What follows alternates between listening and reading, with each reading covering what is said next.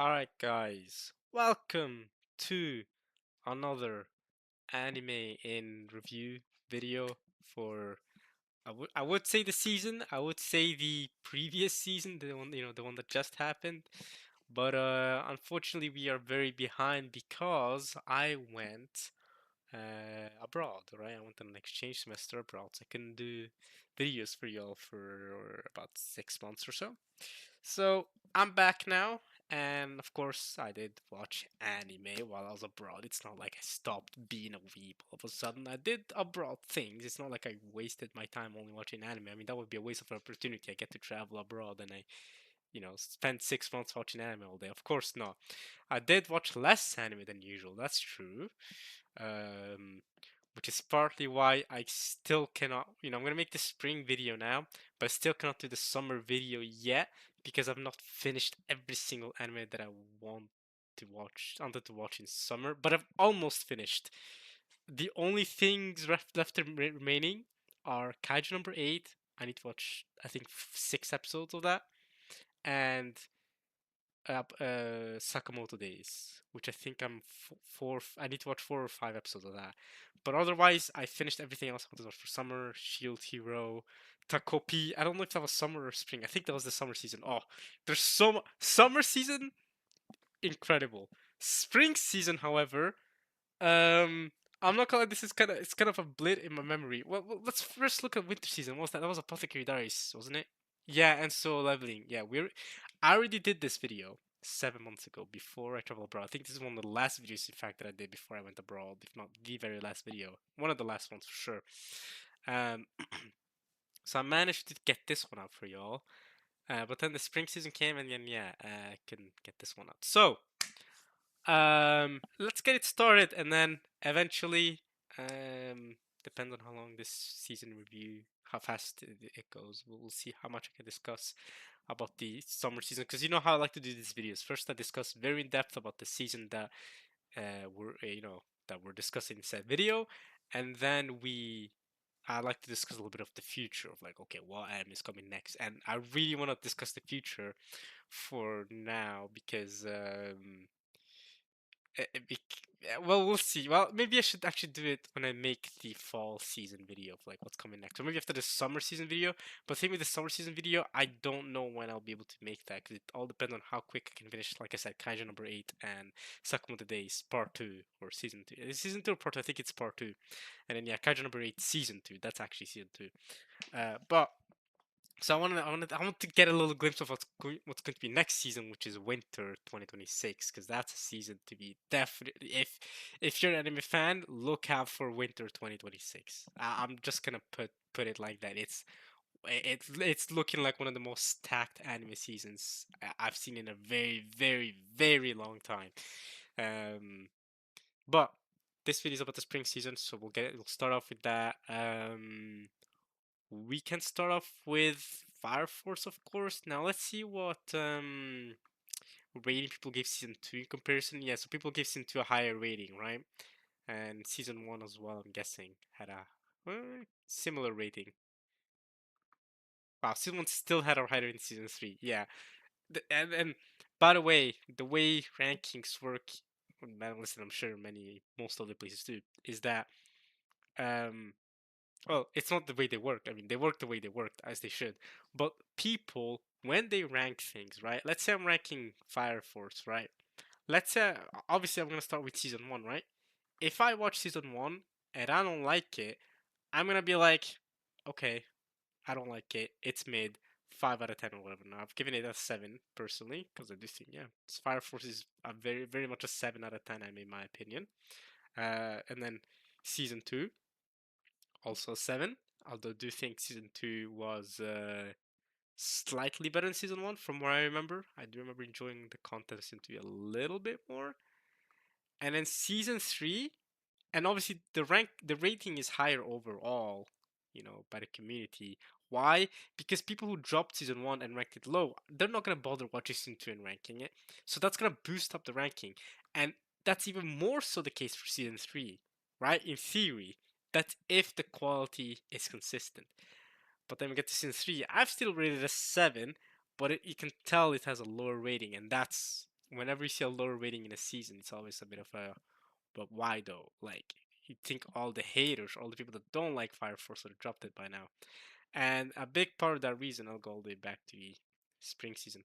A big part of the reason was, as much as I love David production, there were some clear, like, I don't know, I don't know if we'll call them production issues, but the animation was not top notch, especially for what we've come to expect from Fire Force. Season 1 and Season 2 were gorgeous looking. It's David production. Season 1 was so beautifully animated. And you have to think about it like this. We've been waiting, what, 6 years or 5 years for Season 3? Like, Season 1, Season 2 came out pretty back to back, like 1.5 year apart or something. Like, really close between each other. And then we had to wait 6 years, I think, for Season 3. We can check, in fact. Um, Season 2 came out 2020, okay, and then Season 1 came out 2019, right? Yeah, so Season 1, Season 2 came out pretty back to back. I mean, July 2019 to December 2019, and then bang, immediately, July next year, we get Season 2, and then we had to wait 5 whole years, right, till April 2025 until we got Season 3, and it just didn't look up to par. Like, it still looked fine, but there was one episode where it was especially noticeable when it's not really a spoiler. It's not. Don't worry. If you haven't seen Fire Force, don't worry. When Shinra, the main character, fights Burns, I wonder if you can find him here. Captain Burns. You cannot. For some, you can find Joker, but not Burns. All right, Suda Kenjiro voices Joker. But when Shinra fights Burns, there was one episode that looked really sloppy animation wise, like really sloppy. When we know David Production can do much better, and since we've been waiting 5 years, that makes it even harder. Now I know what you want to say. I know what, especially a lot of you, I don't know if I want to call you anime snobs, but those of you who keep up with production and what's going on in the background of the anime industry, beyond just what you see on screen, right? How's the staff looking? You might come and tell me, well, okay, yes, they had 5 years to work on it, but it's not like they spent 5 years working on it. True, of course, they probably started working on it in 2024, right? It's not like they spent all 5 years between season two and three working on it, right? And I'm sure, season two was greenlit as probably very early on, as soon as season one was airing, like they already greenlit season two because Fire Force was really successful, and they greenlit season three also fairly. Oops, I didn't mean to do that.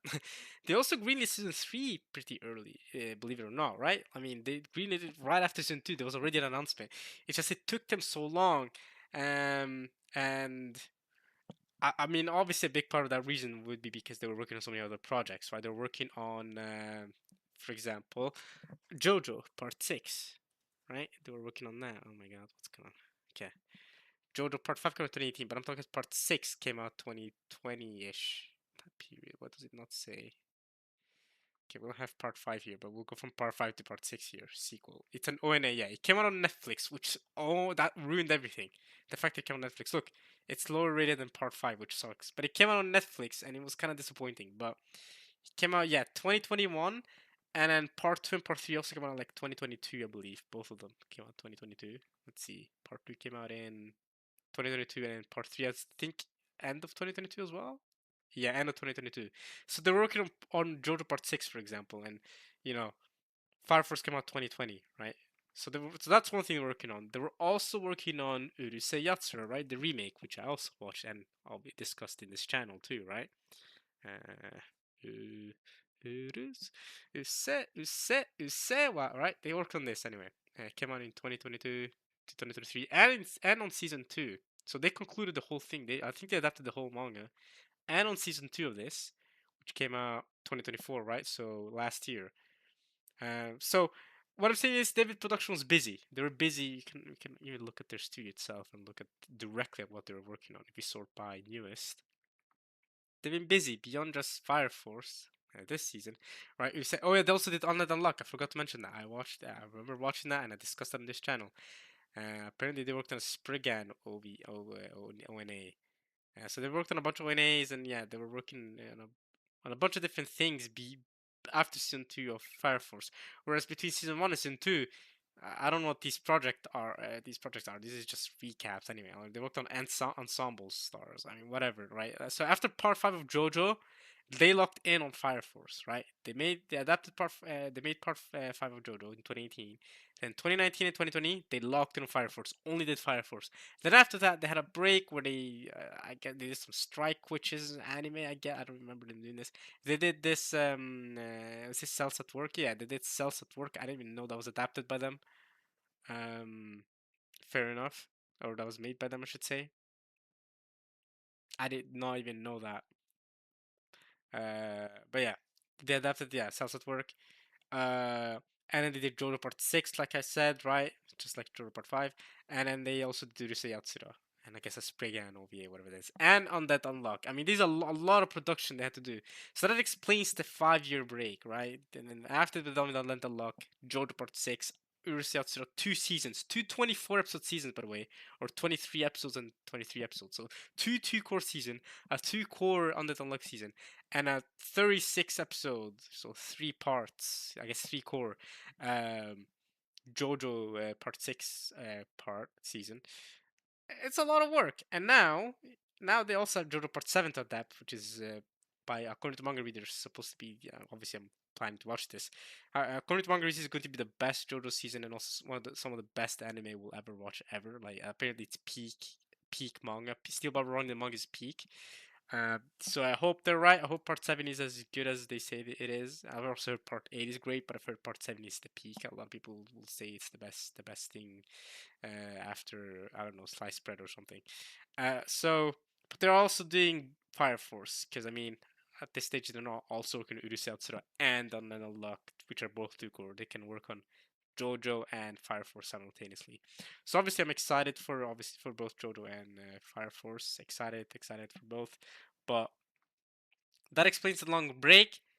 And that might also explain why there were some animation issues, production issues. It didn't look amazing. So the story's still the same. The voice acting is still the same. Everything. The sound effects, you still hit the bass, the like the fire. Everything is there. It's just that the animation didn't look like we come to expect for Fire Force seasons in the past. That hasn't changed my rating. It has damaged the score on my anime list because my anime list people care a lot about animation, or at least enough so that it damages this to that degree, damages the score to that degree. Whereas for me, you know, how did the story progress? How did the characters progress? And it's progressed the same as usual. I mean, there's some nice plot twists this seasons regarding doppelgangers and stuff. I don't want to get into it because it's spoilers, but yeah, some nice plot twists in Fire Force. And the next season, I think, is going to be the finale. Actually, or it says season 3, part 2, but I believe they're adapting the finale of Fire Force. I think it's going to be the final season. Is that the freaking Soul Eater Moon? I know that the author of Fire Force is the same author as Soul Eater, but dang, they brought back the Soul Eater Moon. So yeah, we'll see how the finale of Fire Force. When is it coming out? It's coming out next winter season. Oh, bro, this. I'll get to this winter 2026 season because it's so stacked. Fire Force season 3 part 2 is just one of the things coming out. Trust me. Um, I hope it looks better than this season. I hope they go back to looking like I was in season 2 and season 1, which looked incredible. But yeah, otherwise, it's more Fire Force. It's not, the animation is not worse to the point where I'm gonna tell you to drop it. No, if you like season 1 and season 2, it's still good. It's still great. It's still a solid 7 out of 10 anime, right? In my opinion, of course. I don't think it is the best shonen anime I've ever seen, right? It's an action shonen. It's not the best thing you'll ever see, but it's not trash either. And the production definitely boosts it up quite a bit with the way they animate it. So yeah, that's about that for what I have to say for Fire Force. Lazarus, I guess you can talk about this next one. In Japanese, like it's Razaro, right? Yeah, Razaro. So this was kind of a disappointment. It was kind of a nothing burger. I gave it a 6, which I could have been harsher, I'll be honest. I could have even given it a 5, but I still gave it a 6 because Mappa did such a good job. There were a lot of beautiful shots and scenes and a lot of great action scenes, great fight choreography. That's really what pushed me to thinking, it wasn't that bad, but it's not like it was bad, but it was very much like nothing. It wasn't, none of the, they spent episodes, because for me, if you've been on my channel long enough, I care a lot about characters. Characters to me make an anime or any story, not just an anime, but in this case we're talking about animes, right? Characters are super important. If you have good characters, you can have a trash story, trash animation, trash everything else. I'm gonna love the anime. For example, mysterious. This anime called Mysterious Girlfriend. There it is. What did I give this? Like a 9? Yeah. See? Look at that high rating. Now this anime, is it gorgeous looking? Does it have amazing animation? No. Does it have a crazy plot? I mean, no. The plot line is literally that this guy has to drink her drool. Yes, you heard me right. He has to drink her drool so that he doesn't get sick from love sickness, or what do they even call it? Like a he gets sick and stays in bed all day unless he drinks her drool every day. I think that's what they what's it called? Love sickness or something? And together they'll have a curious bond. It doesn't okay, they don't I guess they don't want to spoil it. Okay, I guess I told you guys the curious bond that they developed together. Okay, they don't say it in the synopsis here. I thought they did though. I think I've read the synopsis before and I thought they did. But okay, whatever. So he ends up drinking her drool at some point, and that because he falls in love with her, he has to drink her drool every day, and then she also ends up, falling in love with him, and they end up together. It's a great romance story, and I love the characters. I love Irobe, and I love Akira. Um, or Tsubaki-kun, as she calls him. Her voice is amazing. This voice actress, I don't know. I haven't seen her in more stuff because her voice is so good. Tsubaki-kun, she calls the main character. Tsubaki-kun, the way she says it, and her soft voice. But she doesn't. This is the only voice work she's done, bro. It's so sad. Do more voice work. Her voice is so good. Her soft spoken voice, bro. She could easily do ASMR too. um, and she was only 21 years old. I just noticed that. Yeah, she's born in 1991. So she was only 21 when she did this. That's crazy. It makes sense, though, I guess, considering they are supposed to be middle schoolers or something. High schoolers, middle schoolers. Doesn't really matter. Um, but this is an example of an anime that doesn't have crazy production. It's just great characters, and I love it. Although this does have good production actually, but another example was for me was Call of the Night. We've discussed it before, I believe, too, on this channel. At least season two we have. No, wait, season two came out. I think. I think I've been doing these anime review videos long enough that I've discussed season one of Call of the Night as well. I think I've talked about how much I love this anime. Yeah, for me, this is an easy 9 out of 10. And to be fair, this does have solid production. Like it looks, it's gorgeous to look at. But that's not really the main focus. It's mostly just about them hanging out in the night. And to me, this has a criminally low rating. It should be higher rated. But that's because I personally love it. I personally think All the Night is amazing. The characters are so good, so lovable, so well written. The way they interact with each other is so funny. Every episode goes by in a flash. Season two was amazing, but season two, I don't know. I don't want to spoil what I think of it just yet. But I do think, okay, it's fine. I can tell you, yeah, it's amazing. But I think it came out in summer season, right? Yeah, it came out in this summer season. So we'll discuss it in the next video. Still give it a 9 out of 10 though. But I'll discuss it further in the next anime review video. Glad to see that it has a higher rating. Deserved. And the soundtrack, by the way, Creepy Nuts. This is where Creepy Nuts era began, bro. People say, oh, Mashal or frigging Don. No. Creepy Nuts started off here, bro. In fact, this very manga was made based on the Creepy Nuts song Yofikashi no Uta, which is the name of the anime called the Night. And then the manga was made, and then when the adaptation came out, they used the song as the ending. It's peak. It's so good, and I love the anime. I love what the author did with this. I love the concept too, but mostly just the characters. I love the characters. This whole long-winded thing for me of bringing up Mr. Girlfriend X and Call of the Night was to bring up the characters, and that's something that Lazarus is very much lacking, despite spending whole episodes on character backgrounds and character backstory. Like we spent a whole episode on this girl and finding out that she came from this cult, I guess, cult-like place that which she was born and raised, but then she defected and ended up becoming a hacker, criminal. I guess she's not really a criminal. Though. Well, they're all kind of outlaws in a way. You know what I'm saying. What would you even call them? Would you call them outlaws? Calling themselves eccentric misfits, I guess. I guess that's a better word than outlaws. They're not they're not. I mean, the main character, Axel, he's done illegal things. That's why he's in jail. But the other ones, they haven't necessarily done illegal things. But they've all done some shady things. So we spent a whole episode on her. But I just didn't feel a connection to her. It's like, okay, we spent a whole episode on finding out this girl from that was in this cult, and she was birthed by her mother, who was part of the cult and raised. It's just, but I didn't feel connected. And then by the end of the episode, the whole cult was burned down, and it didn't it didn't hit. And then we spent the whole episode learning about her, or two episodes actually, where we learn about her because I think it was after she got kidnapped, or was it Axel got kidnapped?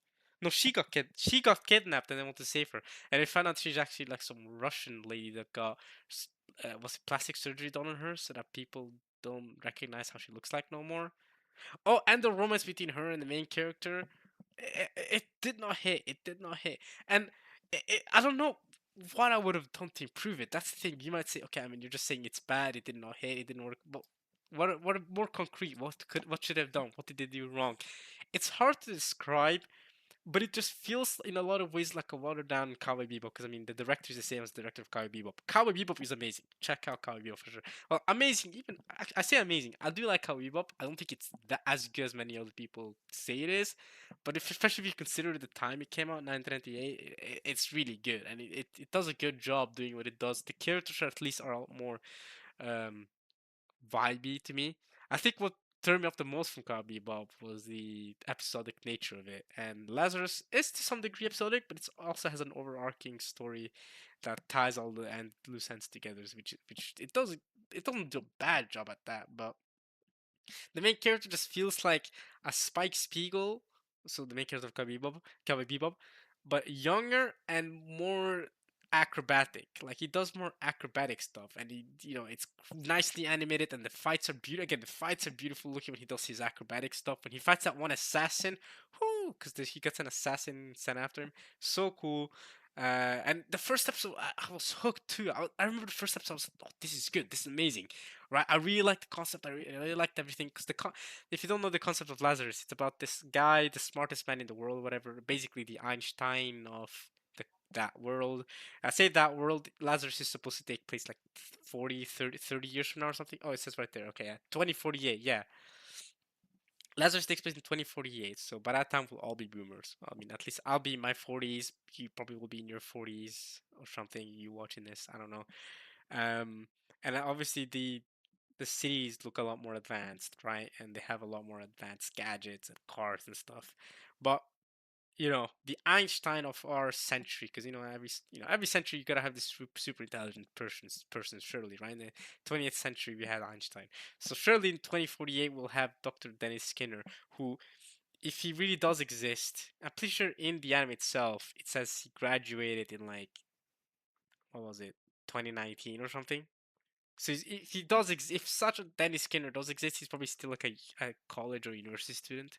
So he still has not become a scientific genius that he'll be known as in 2048. If such a genius does exist currently, he's just not publicly known.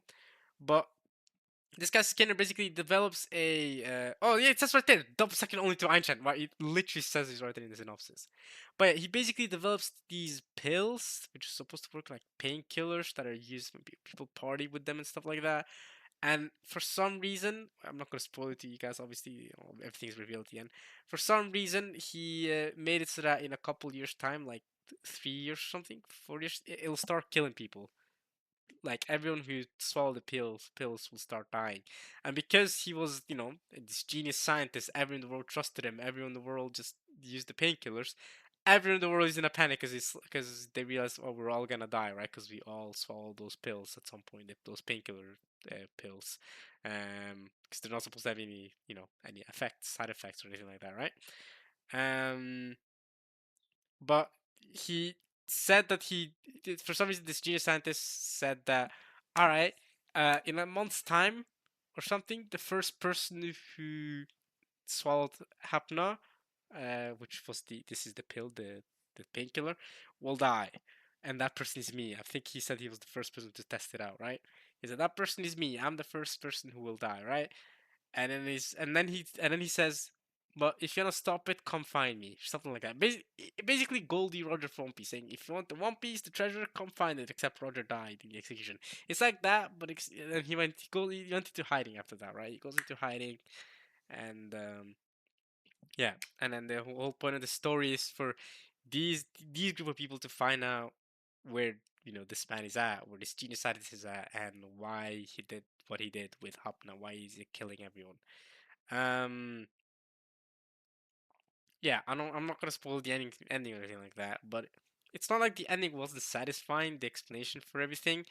It's more just that the characters didn't hit. The way the story was progressing, the character interactions did not hit for me. Like I don't know, I was not fully invested. But the action was good. So if you really like the action, you might enjoy it. I don't know, but yeah, I don't know, man. I don't know. I cannot recommend it. If you wanna watch a better Lazarus, you should just watch Cowboy Bebop. I think it has better characters. Um,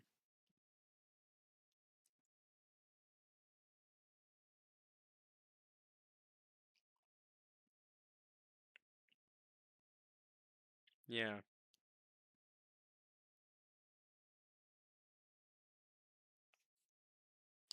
But yeah, that's really about all I have to say about Lazarus. So I wanted it to be good because this time, even before it came out, from the trailers, people were hyping it up because again, it looks good. The animation looked good. If you look at this trailer, you know you'll find out, oh, this looks gorgeous. Hold, okay, I can't wait to watch it. But unfortunately, for an anime to be good, it needs more than just, oh, it looks cool, nice fighting, nice choreography. We saw that from Ninja Kamui as well. When that came out, right? That has probably a really low rating. But that anime also kind of became trash animation wise. Um, like 6 episodes in, yeah. Look at that low rating. That's even lower than than Lazarus, much lower. And I dropped it after episode 6. When it started re-dropping off in animation, I was like, alright, it's over. But it started off good, and it was made by Hu Park. How do you say his name? Sung Hu Park. What's his name? I think you say Sung Hu Park. It was made by the really famous Korean director. Was it not? Was it not? Am I tripping? Who's the director then? Oh yeah, yeah, Song Hu Park. Okay, yeah, okay. They're just my animalist just spells his name like this. So he's the famous director because he directed let's say for example he directed yeah, God of High School, true, but he directed, what wasn't it? Didn't he direct, what's it called? Wait, am I tripping balls? There's no way God of High School is like, yeah, Jujutsu no, no, it wasn't that. That was like the big thing. But either way, whenever he directs something, it's going to look gorgeous animation wise. Uh, he was the director for Jujutsu Kaisen, but he wasn't the main director, was he? Ah, yeah, he was. He would have been. Yeah, he would have been. Yeah, he directed Jujutsu Kaisen. Yeah, yeah, yeah. And then they changed the director to Gonzo. For season two, Jujutsu Kaisen, they changed director to What's his name? Gonzo. Is this season one? Either way, what he directs is typically very good looking, very beautifully animated. But they changed direction for season two, which is why season two looks different from season one, and that's why season three will also look different from season one because season three also has the same director. I believe his name is Gonzo. Was it Goshozono? Goshozono, yeah, Shota. I don't know why I said Gonzo, but I knew it was something Go. But yeah, he's also gonna be directing season three, which again is coming out winter season. I was trying to hype up winter season for y'all. But yeah, Ninja Kami is another example of. I mean, this also became bad animation wise, but the characters I wasn't. I needed. It took me in episode 1 or 2 to look good, but again, I needed more from the characters, from the main character. For his motivation of revenge, for it to feel satisfying to me, because it ended up being just that. So yeah, I don't know exactly what I would do personally with Lazarus to improve it. Like, what would I do to create a character dynamic that works? Because I like the idea. I like what they were going for. And it can't quite put into words, in concrete words, what went wrong, other than just saying, "Oh, the character interactions didn't feel, it didn't click. The chemistry did not mesh. It didn't work that well." It almost felt like they became friends too quickly. Like the romance between him and her, it was somewhat developed, but it feels like it wasn't developed enough. There wasn't enough cutesy scenes between them. It was kind of like, and it was kind of expected. It came from a mile. I saw it from a mile away too. Like, okay, they're kind of flirting with each other. Like since episode 4 or whatever, they're starting to flirt with each other. Even since episode 1, when he was first captured, like that. So yeah. I will say something that's really funny about the main character Axel. I remember when he said he's gonna be sentenced to prison for 999 years or something. It's like maximum life in prison. I'm like, bro, what did you do? I'm like, what? And then he comes out and says, no, no, don't worry, I wasn't sentenced for that long at the start. He was only sentenced for like a couple of years at the start, like 5, 10 years. But he kept breaking out of prison, and the more you break out of prison, the longer your sentence becomes, right? And he kept breaking out, and he broke out like over 20 times or something. And it's like every time they tried to up the security in the prison, but he found a way to escape every time because he has crazy acrobatic moves. But honestly, at that point, I don't know why they didn't just strap time to a chair. After the third time he escapes, you have to put in some proper measures. Strap him to a chair, make him incapable of moving, and then just saying ultimate security on just this one guy. I know it's a lot of resources, but goddamn, how are you gonna let him escape from do a prison break 20 times or something? His max sentence was like 900 years. I was remember laughing so hard at that. Like, what the frick? For a second, I was like, what did he do? Because it wasn't revealed at the start why he was sentenced for that long until he said it in like episode 2 or something. So at the end of episode 1 or during episode 1, I was thought, what could this man have possibly done that was so bad that they've given him a sentence of 900 plus years? What could he have done? Like, I can't even think. Even mass murder shouldn't get you something to that degree, right? Like, mass murder should get you in prison and you can never get out. But 900 years? That's like, you know what I'm saying? That's like 7 mass murders. Like, that's like, you know what I'm saying? That's crazy. What did he do? And then, yeah, it's just that he escaped a lot. And then the thing is, the sentence, I'm pretty sure, also exponentially increases. So it goes from like, okay, you escaped twice, so or you escaped twice, so we'll go from 10 years to like 40, 50 years. And you escape again, we'll up it to 70 years. You escape again, we'll up it to 150 years. You escape again, you up it to 300 years. Like, it increases exponentially, or it increases the more you escape, the more you don't rehabilitate as you should, quote unquote. So that's another reason.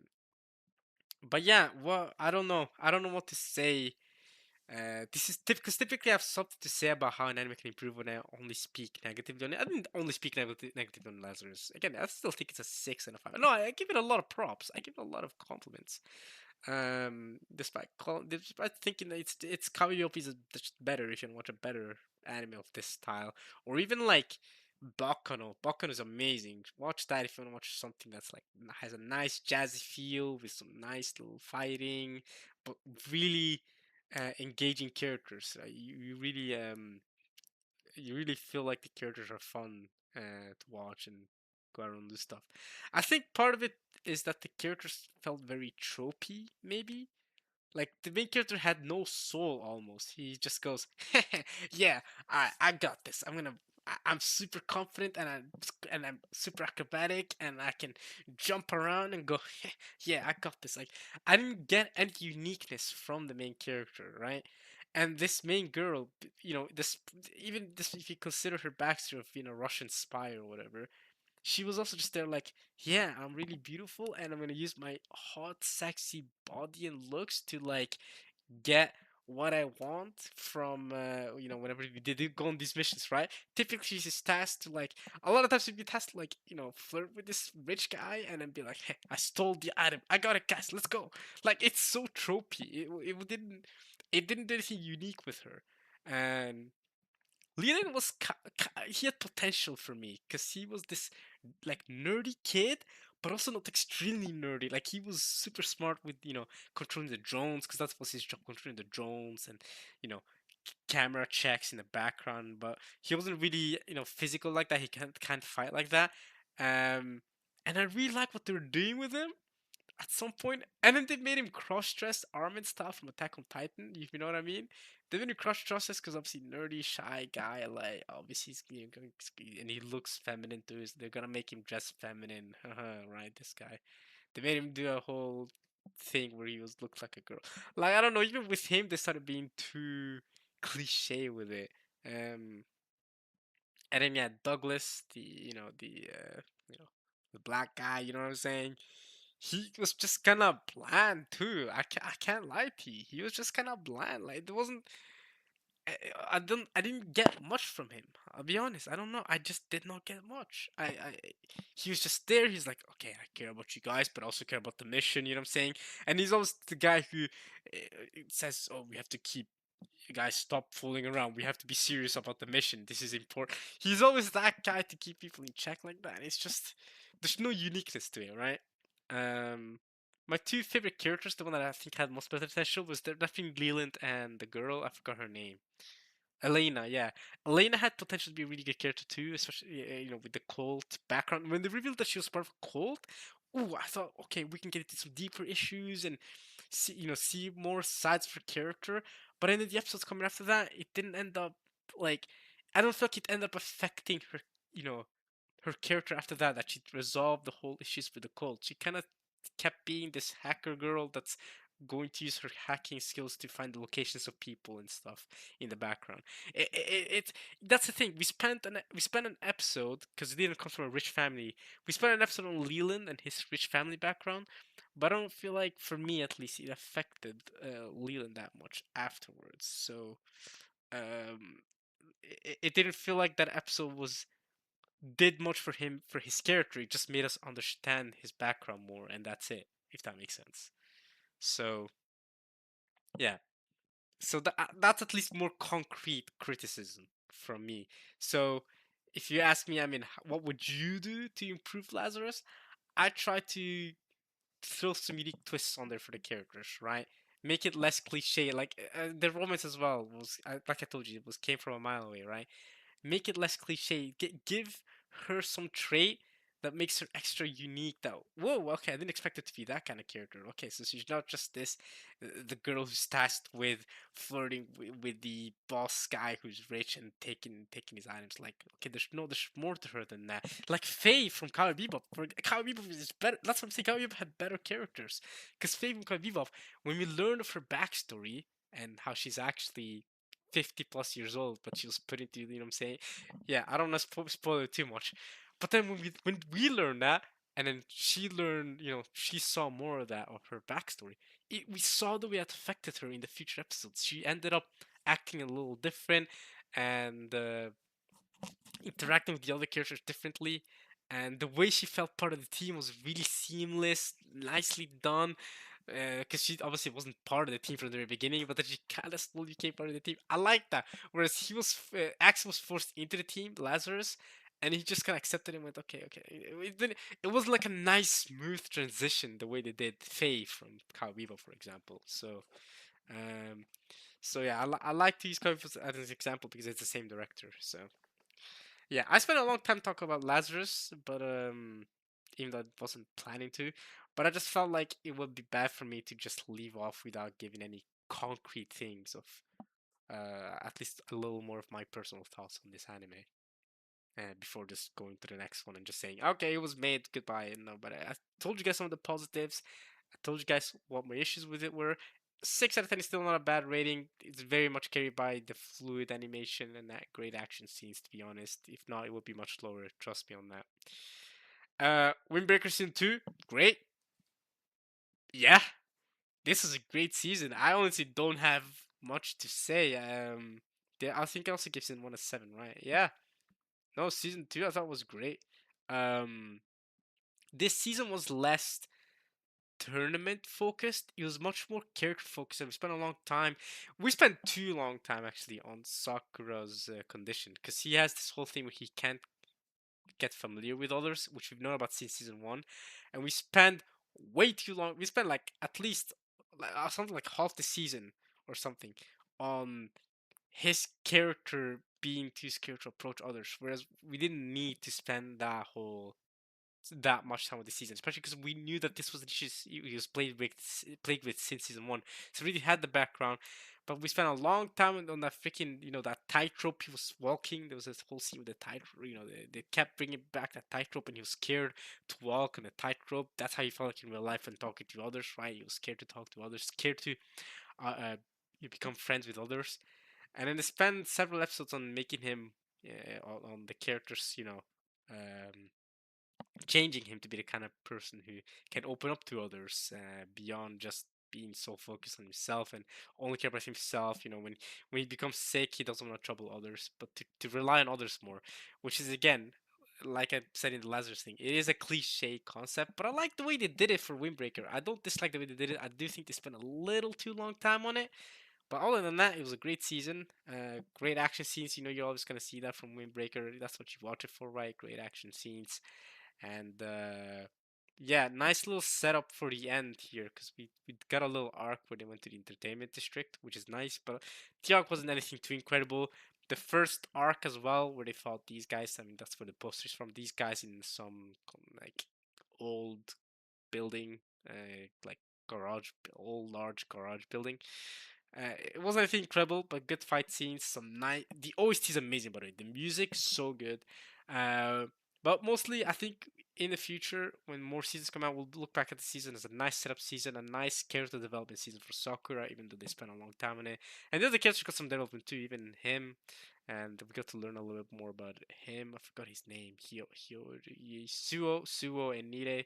You got to learn a bit more about them, but we spent a long time with Sakura and in the gang. We also got to learn a lot about Tsubakino. So we got to learn about a lot about him. Yes, that is a him, but he likes dressing up as a woman.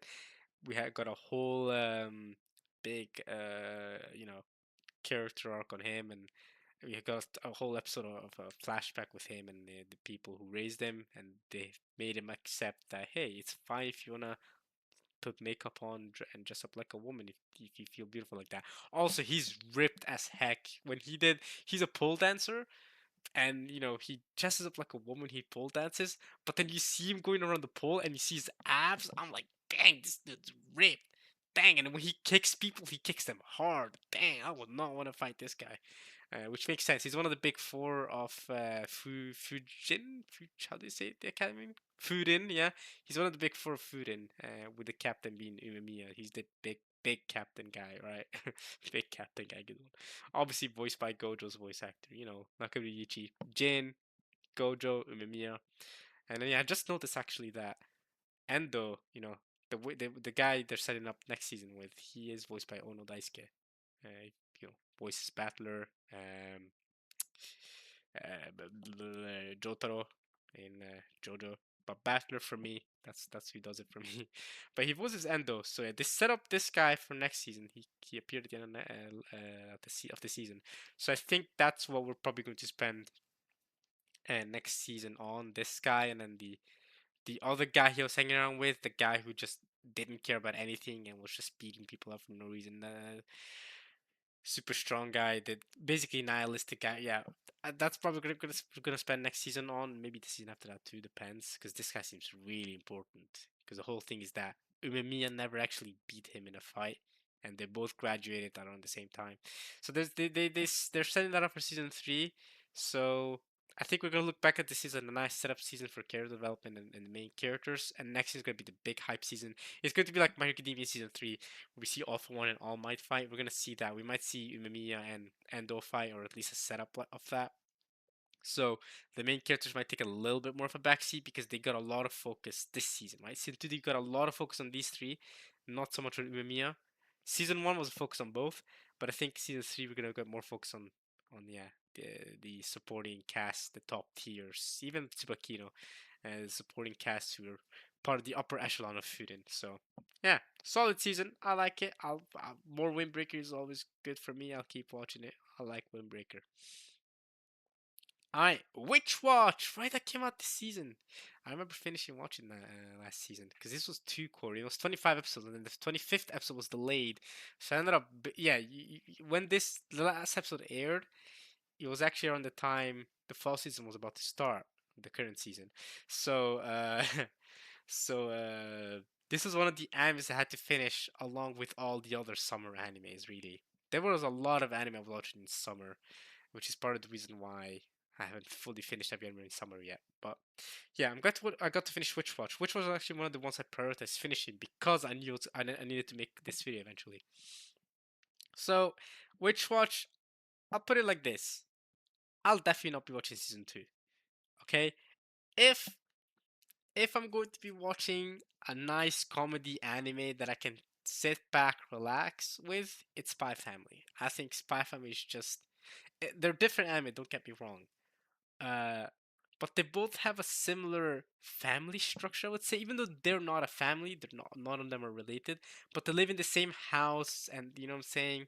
And they, relax together. It's nice family dynamic. Now, this is a magical anime, unlike Spy Family, which is technically not a magical anime, even though some clearly inhuman things happen, but it's all quote unquote human. I mean, some of the moves your does and Lloyd don't make sense, but yeah, this is more magical focus, but it still has a similar nice, cozy slice of life. This is an anime you watch while you sit back and drink some hot cocoa on Christmas. This is probably a nice anime to watch on Christmas. I mean, Christmas time is approaching actually, so maybe in a month's time you can sit and binge this with your family. It's a nice little family anime. It's not incredible. I did like it more than I expected it, especially at the start. At the start, I liked it more than expected it, and then it kind of didn't develop on the how should I say, on the on the comedic aspect of it. I mean, they introduced more characters and stuff, which was nice, right? Because Keiko eventually became a main character, right? We finally got a wolf. The vampire came in, right? The cat became more and more relevant, and this I liked the way they set up the cat and Keiko's romance. She's a girl, by the way. This is a cat. This is a girl that can transform into a cat. She's also a witch. The main character her is also a witch, but she transforms into a cat when she loses energy. Or no, the opposite. She transforms into a human when she loses energy and she's tired. But um, and no, these guys are human, by the way. I mean, she's a witch, but he's an ogre. Like I said, he's a werewolf. He's a vampire. And he's an the tengu, which is Japanese. If you're not Japanese, I don't really know what you call it in English, but yeah, outside of Japan, tengus are not really a thing. We all know vampires, werewolves, and ogres. We've all heard of them in different fantasy literature or movies or whatever, right? Even witches, white witches. Both of these are witches. But tengus is that's very much like a Japanese mythology or Japanese fantasy, thing. Um, but yeah, so I probably won't be watching season two because the comedy by the end was kind of this, a lot of this, not a lot of the same, but I kind of get what was happening, which is a lot of my thing with comedy anime is I never end up watching their second seasons or onward because I end up feeling like um, I end up feeling like comedy anime are I kind of feel like after watching season one, like I end up feeling okay, that's enough. I don't need any more. Gintama as well. I watched 15 episodes of Gintama, and I said, all right, I can't. I'm not. I ain't doing no more. You know what I'm saying? I don't know why I'm like that. I just am. Okay. Um, Even like Psyche K. Psyche K was great. I watched season one, the entire season one, but I was like, okay, that's about it. Like to me, comedy anime have a limit to how much I can stick with them. Like I need an overarching plot. If it's just episodic and a comedy every episode, and I don't see, I don't know, major growth in the characters beyond that or major progress beyond that. I mean, there was progress in Witch Watch. It's not that there wasn't. And the progress involved that something really bad is gonna happen to her. but it was an episode, an important episode, episode 12, that was supposed to be that progress, and then it didn't really end up being progress like that, and then we got introduced to more characters instead, and then it ended off with them saying, "Woo, okay, we like spending time with each other, woo," and then okay, so I would have, if the season had ended with a more climactic finish. I know that's not the point. I know it's a comedy, it's supposed to be chill, relaxing. That is kind of the purpose of watching this. You're not supposed to think, "Oh no, this is bad," or something bad's gonna happen. But um, but if you had finished with more of a progress on like, okay, what's going on, what's going to, get the witch, maybe I would have kept watching it. Or yeah, a bit more of like what's going to get Nico, what's going to get Nico got. Then maybe I would kept watching it, right? But I think perhaps I'm just not the target demographic for a lot of these comedy anime, right? Gintama, Saikike, and now this. I probably am not if it's purely comedy and doesn't do anything overarching to stick with me more, or even doesn't. It's not like it doesn't have character development. It does actually. There's some nice character development with all of these characters actually. But mostly I really like Keiko. I like the way they did Keiko's character and Burihito, their development. Hers was kind of meh. And yeah, the vampire and even the Tengu, I don't know. I was not that. The vampire was introduced way later, so I can forgive. But the Tengu was introduced hella early. He was like the third character to be introduced, and he never pulled me in that much to his character. Like I said earlier, characters are super important to me, right? I've already explained this to you guys a million times before. So, um, if there's nothing overarching for me beyond, I mean, if it's just some character development here and there, fine. Or some episode where we spend time with a certain character and learn more about their tendencies. I mean, that's fine and all. We get to see how they're affected by the people around them, which we got to see with Morihito. Fine. But I don't know. I need a little more, and I think this anime might satisfy you if you're a comedy fan for sure. But personally, it didn't do enough for me. Spy Family is the only one that really cut through the cracks. But Spy Family does a good job. It's not just a comedy; it does a good job continuing the plot line every time. Like in the recent episode, Anya earned a Tonitrus ball, right? So she got punished, and it's like, whoa, it's a big deal. I still feel like there's a slow progression of the fake family turn into a real family. I still see a slow progression in yours character beyond and Lloyd and Anya, obviously all of them, and even the dog Bond. I still see that nice overarching progression. And bro, the recent Spy Family season. I don't want to get into it too much because I just talked about the Interest Bolt, and it's a summer anime. No, it's a current anime. It's currently airing. Spy Family. Wait, yeah, Spy Family is currently airing, isn't it? I think I haven't watched the latest episode then. I am tripping balls. I have not watched the latest episode of Spy Family. Huh. Wait, I need to check. Good thing I reminded myself. Okay, I've seen episode 5, but I haven't seen 6 and 7. Yeah, well, I'm 2 episodes behind on Spy Family. Okay. But yeah, this recent season, the one that's currently airing, that I need to watch episode 6 and 7 of, had a really good start with learning more about Lloyd's backstory because we got flashbacks to it sometimes, but we didn't get a full in-depth backstory. Now we got it. It's so good how we still end up getting that development, and the way it cut into it from Anya's to Nature's Bolt was so well done. So we still learning more about the characters, and we still see the characters slowly develop. It feels like there's an overarching theme going beyond just it's a comedy episode and it's episodic. Well, Spy Family is largely episodic for the most part. I think it works, and it's weird because typically for me it doesn't work when an anime is episodic. Typically, like even Cowboy Bebop, I love it as much as I love it. The episodic nature makes me a bit. Neon Genesis Evangelion is a recent anime that I finally got to watch and finish. The episode nature, at least before around the ending portions, was another thing that made me a little bit like, and that's typical for 90s anime though. I'm glad that more recent anime has become less and less episodic and more um, and forces to have a more overarching story because with just Evangelion, it does have an overarching story, but it really was kind of a uh, alien of the week type of, you know what I'm saying, type of anime, right? Where it's like, okay, what are they called again? Those aliens? And you fight them with the Evas, you kill them, and the next episode there's a new one that comes in.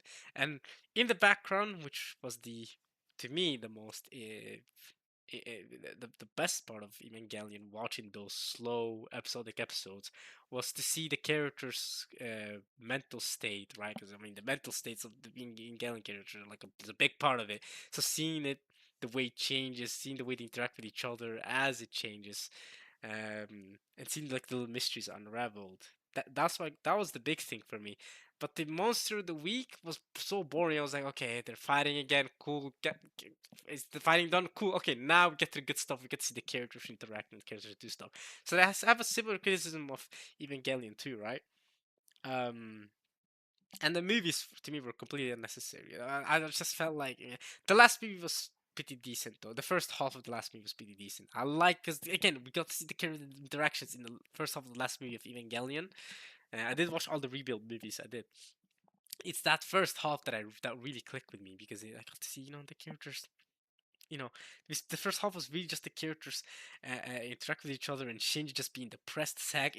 I loved it. I mean, it sounds depressing, but I did love it. So yeah. Um, so perhaps because of that, comedy anime is just not for me because comedy anime have to be episodic by nature. Kind of maybe the reason why I haven't caught up to Detective Conan, although that is also a 1,000 episode anime. I'm a One Piece fan, so maybe I don't have any right to say that. But Detective Conan, largely episodic with the detective stuff. There are some episodes that are like trilogies or 3 episodes for one mystery, and I did watch one recently, really recently, a couple of months ago. My brother showed it to me because he binged like 500 episodes. He caught up to the dub of Detective Conan, which is around at least when he caught up to it, it was like around 500 600 episodes in. And yeah, he showed me his favorite episodes out of all the ones he watched. It was actually like a 3 episodes that happened very early on, episode 40, 48, 49, and 50, something like that. So despite watching 600 episodes, 48, 49, and 50, it was one of those episodes. I don't remember exactly when, that he said this trilogy of episode, this triple episode is the best Cowboy Bebop. And he showed it to me, I was like, okay, this is really good. This is making me want to watch the Detective Cowboy Bebop, not Cowboy Bebop, of Detective Conan, but I'm not because I've seen Detective Conan when I was a child, and I remember it being very episodic, and I couldn't keep up with that for 600 episodes. Similar reason why I would struggle, I feel like, with Gintama. Gintama, I know it has arcs eventually that are more serious and have a, more serious character dynamics beyond being just comedic, episodic type of thing. But yeah, maybe it's just not for me. Maybe I would like the serious arcs more. This I have not watched. I remember hearing decent things about it when it first came out, but yeah, good to see that the main character is an adult though. I remember people talk about how he was an adult, and that's good to see because typically these guys are like teenagers or kids. Oh, dang near. Speaking of kids, we'll get to the beginning of that in a second. So typically that's what it is. They get into children or teenagers, but yeah, it was nice to see an adult character. I do like the art style here. It does. You remember a little bit of that Mushoku Tensei type of art style, maybe similar to, but a little different too. But yeah, I didn't watch it though. Next is the beginning after the end. This is an anime I unironically was looking forward to, and then the first episode came out, and honestly, I saw clips. Right, I did not watch the full first episode. I'll surrender that. I'll surrender that. I'll admit that. But I saw clips of the animation and how trash people were talking about it, and I said, you know what? I'll just wait for the next season of Mushoku Tensei because it is inspired by Mushoku Tensei, right? It's supposed to be, but it's supposed to be really good in its own right. It's supposed to be its own thing. But it's very similar in many ways, and it is inspired. The author himself has said it was inspired by Mushoku Tensei, but yeah. It ended up being not so great, and I was excited for it too because I love Mushoku Tensei, and would love to watch Mushoku Tensei, similar story. It's just unfortunate that the animation was just chopped. The studio cannot handle such a highly valued series, I should say, because the manhwa. Let me check. Actually, I'm not sure if it is a manhwa. Is the author? Who is the author? Okay. Adaptation. Does it tell me? No. Is it not on? It might not be on my anime list. The person who wrote this. It says source other. Is it Korean? I don't know, but I'm don't think it's Japanese. Is my point. Like the original source. I think you can read it on Webtoon or something something like that. But my point that's not the point. The point is I've heard that the source material is very very good. I'll just call it that. The source material. The source material is very very good. It's been highly anticipated. Like when this anime was announced, it was highly anticipated, and but the source material is highly acclaimed. And I've been told to read the source material or recommend the source material way before the anime was ever announced, even so way before this was going to come out. But yeah, I just never ended up sitting down to read it because obviously it's a lot of chapters to read, and I have so many other things I want to watch and read. So it's about setting off the time for specifically this thing, but that will mean sacrificing time for other things. So yeah, it is what it is. Maybe one day I'll get into it. Okay, next up. Yeah, yeah, it's alright. Yeah, it's alright. Yeah, it's alright. Vigilante, My Hero Academia Legals is way better than anyone could have expected. This was really good. I give it an 8 out of 10. Some of the things that were happening for me was boring 9 out of 10. Like, season 2 is coming out next season. Like I told you guys, winter 2026 is stacked. So next season coming out next season. So season 2 is coming out next season, the winter season. Bro, when I tell you, some of the plot lines, some of the episodes, I was thinking this is dang near 9 out of 10. It's so good. This brings me back to that original My Hero Academia feeling. Oh my, it's so good. I went into it with hella low expectations. You have to think, season 7 had come out by this point, but I was going to with low expectations. I was like, oh, it's a spin-off of My Hero Academia. I was even like not even thinking of watching it. I was debating like not even watching it because I was like, it's a My Hero Academia spin-off. Do I care? Watched episode 1, hooked. Watched episode 2, hooked. Watched the rest of the episodes. Amazing. Amazing. This is so good. And you can watch it without having watched My Hero Academia. So if you're here like, I don't want to watch or actually 8 seasons now. The final season, the 8th season currently airing. If you don't want to bother, you can watch this. It is a spin-off that focuses on entirely different characters, while there are cameos of characters that from the main series that show up in the spin-off. You don't need to, as long as you understand what quirks are, which I'm pretty sure this anime gives an explanation of what quirks are. Yeah, they do. So this anime is 100% easy to understand if you have not seen My Hero Academia.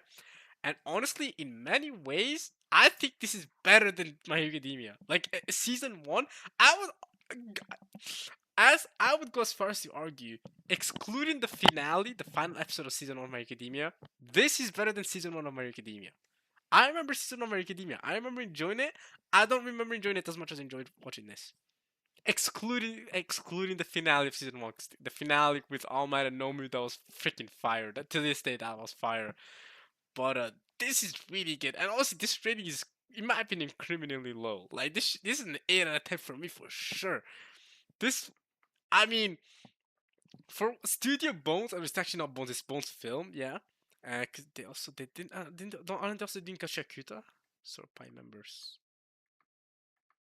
Yeah, they are also doing Gachakuta. That is them, right? That's Bones Film. That is not Bones. Yeah, Bones Film. Gachakuta also currently airing. I'm on episode 18, I think, or 17. Yeah, I've watched more than this.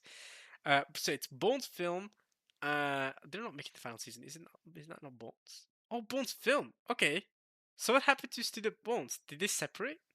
So Bones Film is making the final season. What happened to the OG Studio Bones? Are they working on something else? I don't know. I don't. Established in 2034. They've been established really recently. That was created by separating the production department of Bones. Yeah, so they separated the production department of Bones and made Bones Film, and they're now working on Gachakura and My Hero Academia, Vigilantes, and Season 8.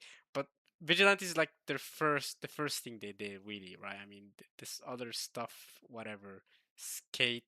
Yeah, I mean, they made Skate the Infinity a couple years ago, but that was Studio Bones, not Bones Film.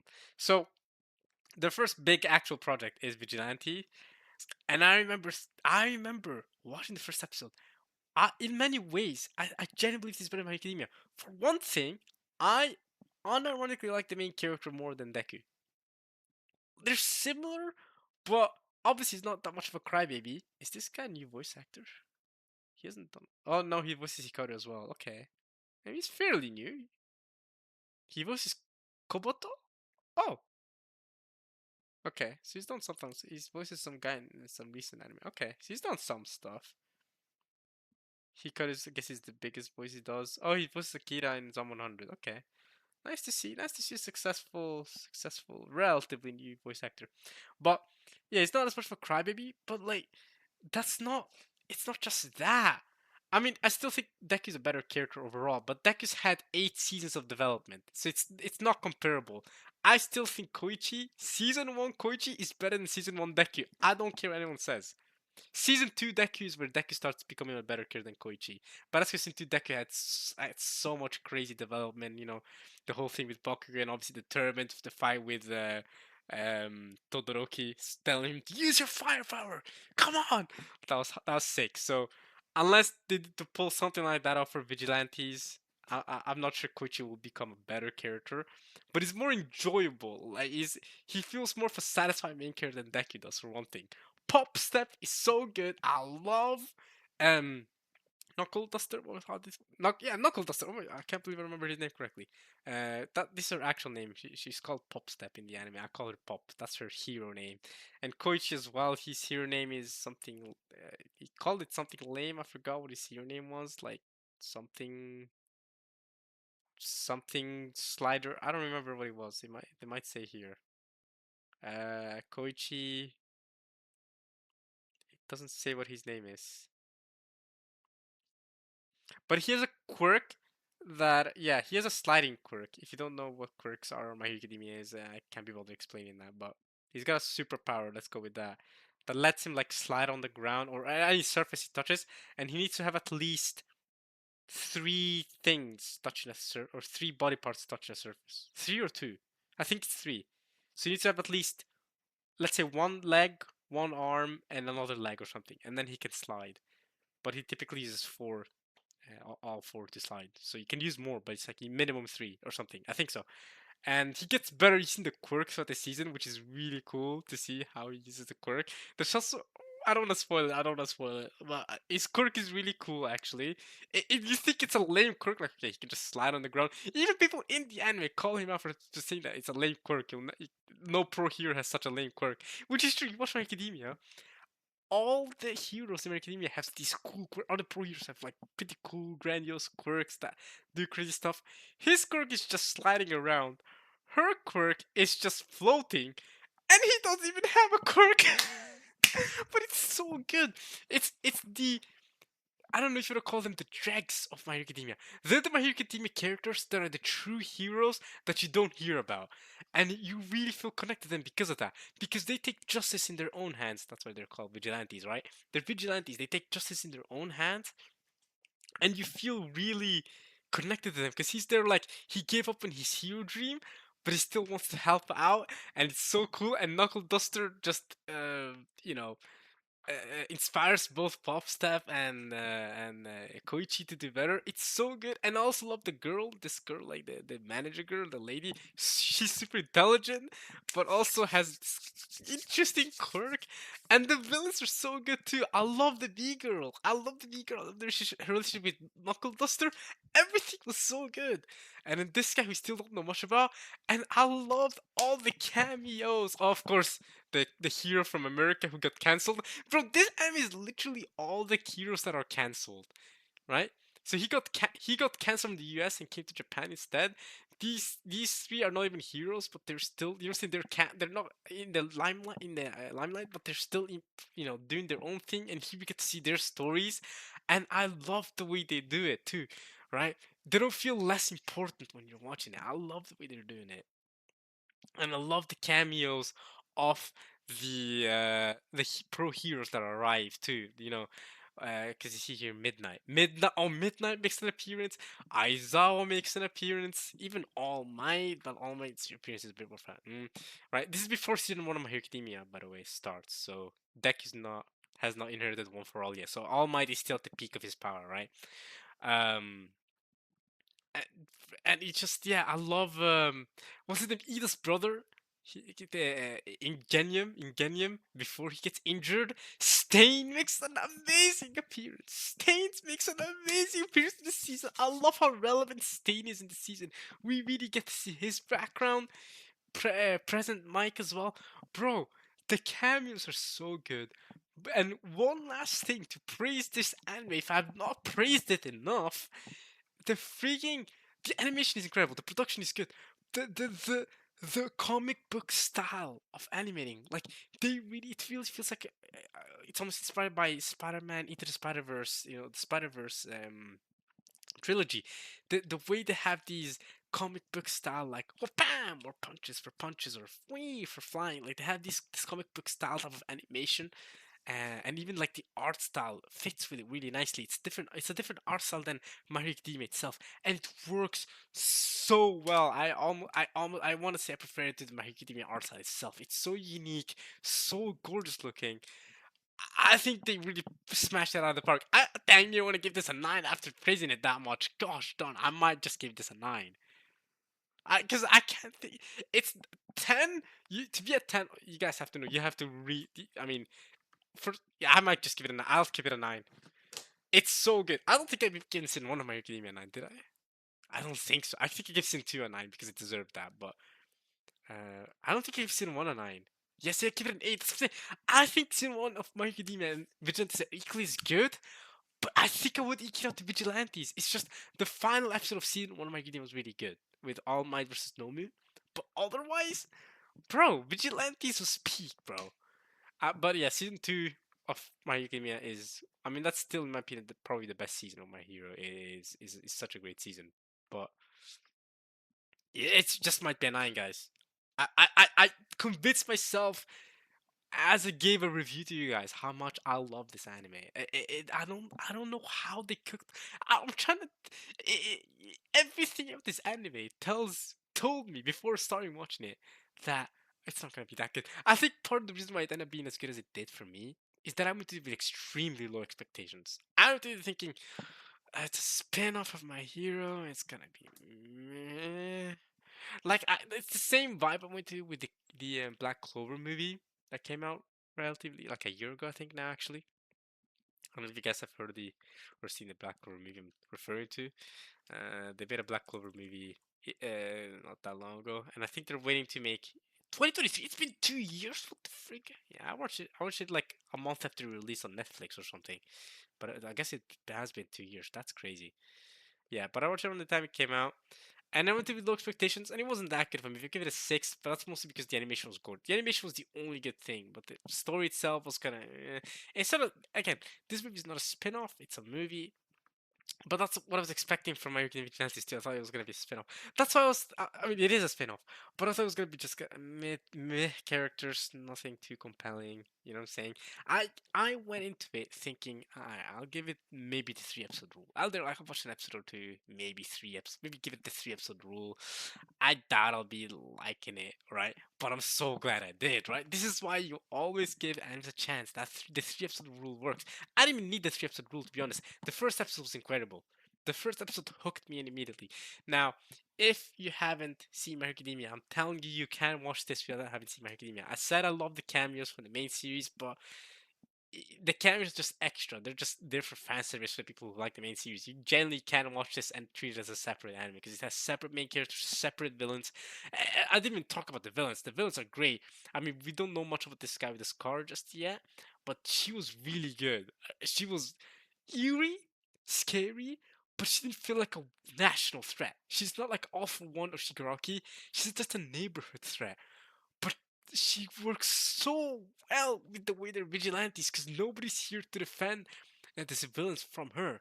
But these vigilantes who take matters in their own hands to fight her. And then the plot twist with her towards the end of the season was so good. Oh, it's so good. I might be deserved 9 out of 10. The animation was good, like I said. If that's something you have a problem with, like I said, the comic book style animation, so good. So I still think 7.6 is a criminally low rating. I don't know why it's such a low rating. Like most of my friends still have given it like a 7 or a 6. I don't know what's up, y'all. Like what the show has potential, What is the issue with this? The show is incredible. Like, this is a review given for someone. They don't have the training from a proper school of Hero Academia, but I love that. I love that they're just vigilantes and they're just doing their thing.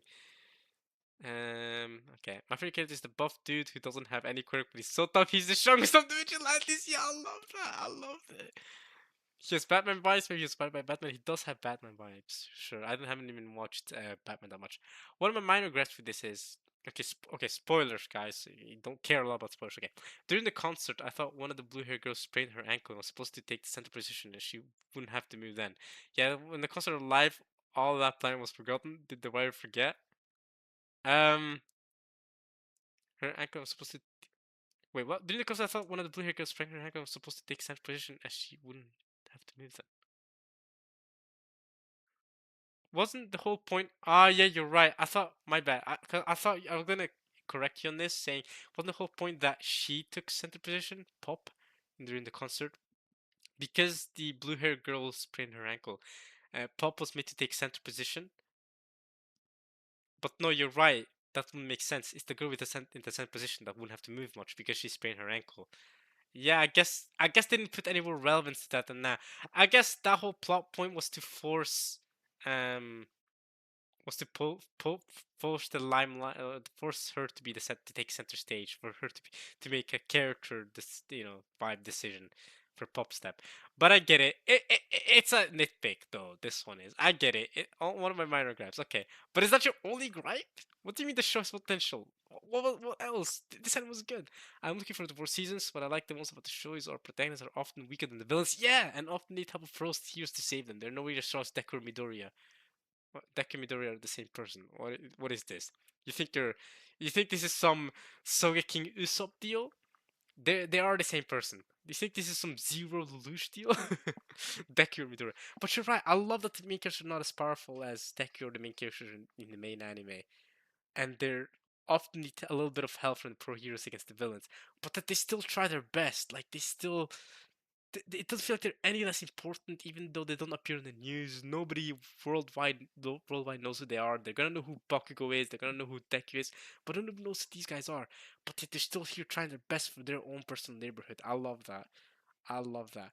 But you didn't really say anything bad about the show other than the center stage of this concert, which okay, I see it and I forgot about that, like when it happened. But you're right. I guess the writer must have forgotten about that. Sure, it is a nitpick though. I'll allow it for what they did.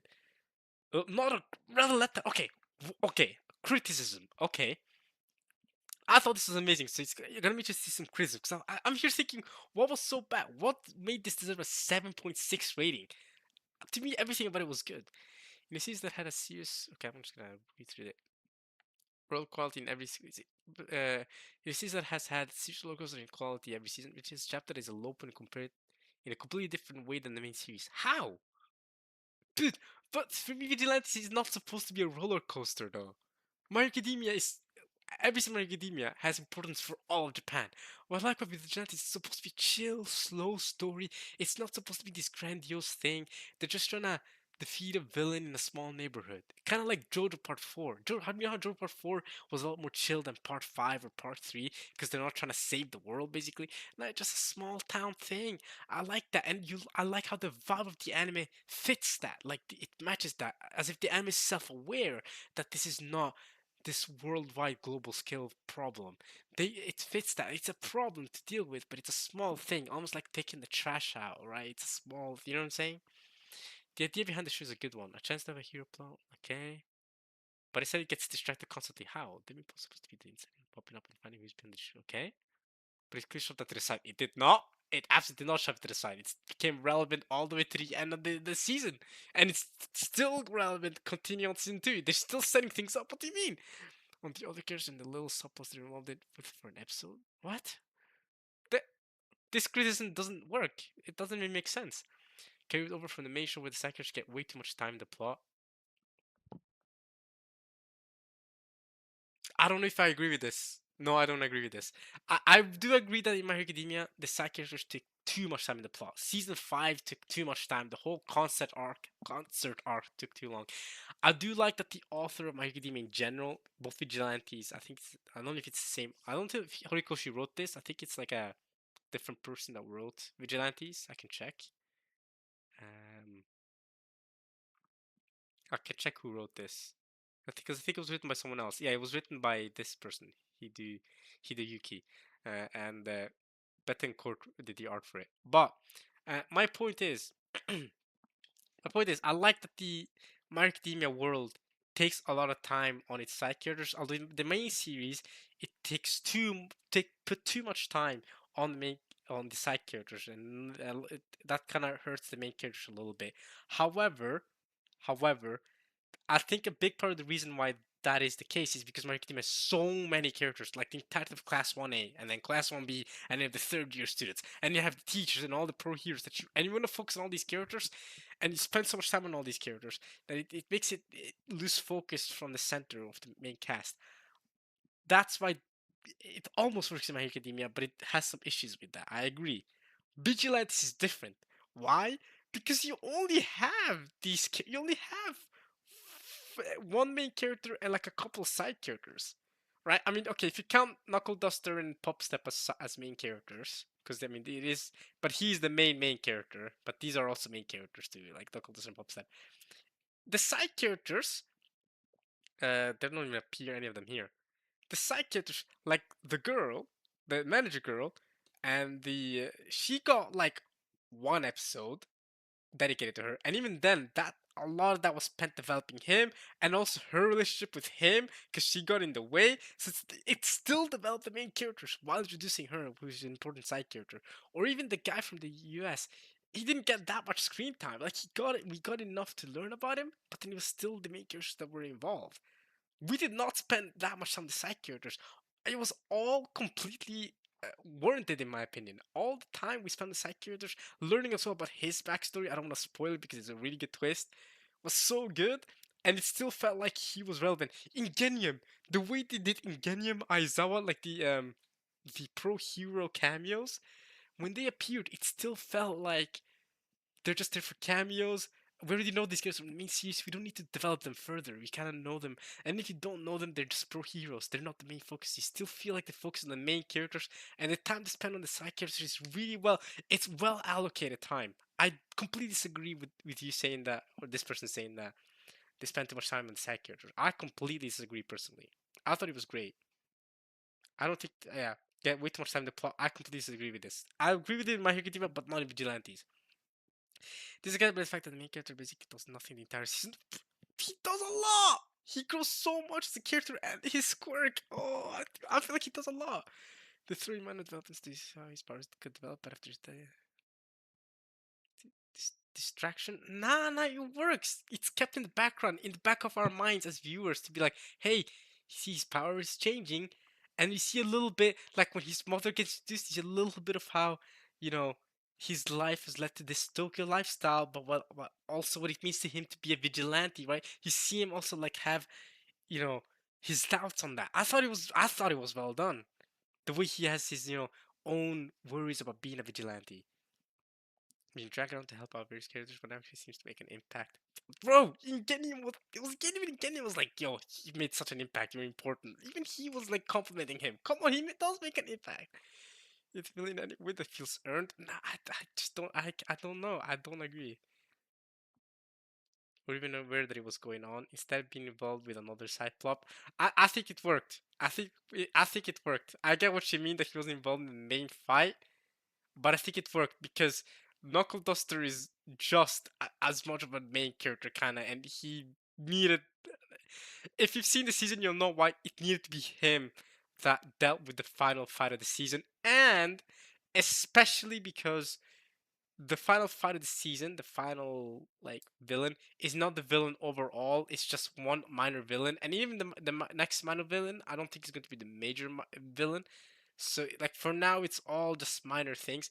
I think it worked. I think it would have been very cheap if the main character beat him instead of the way it happened. Because if Koichi had beaten him, the main villain of this season, or dealt with the problem, it would have felt really cheap, and it would have felt like the anime was forcing, or the writing was forcing the main character to solve everything or solving the problem.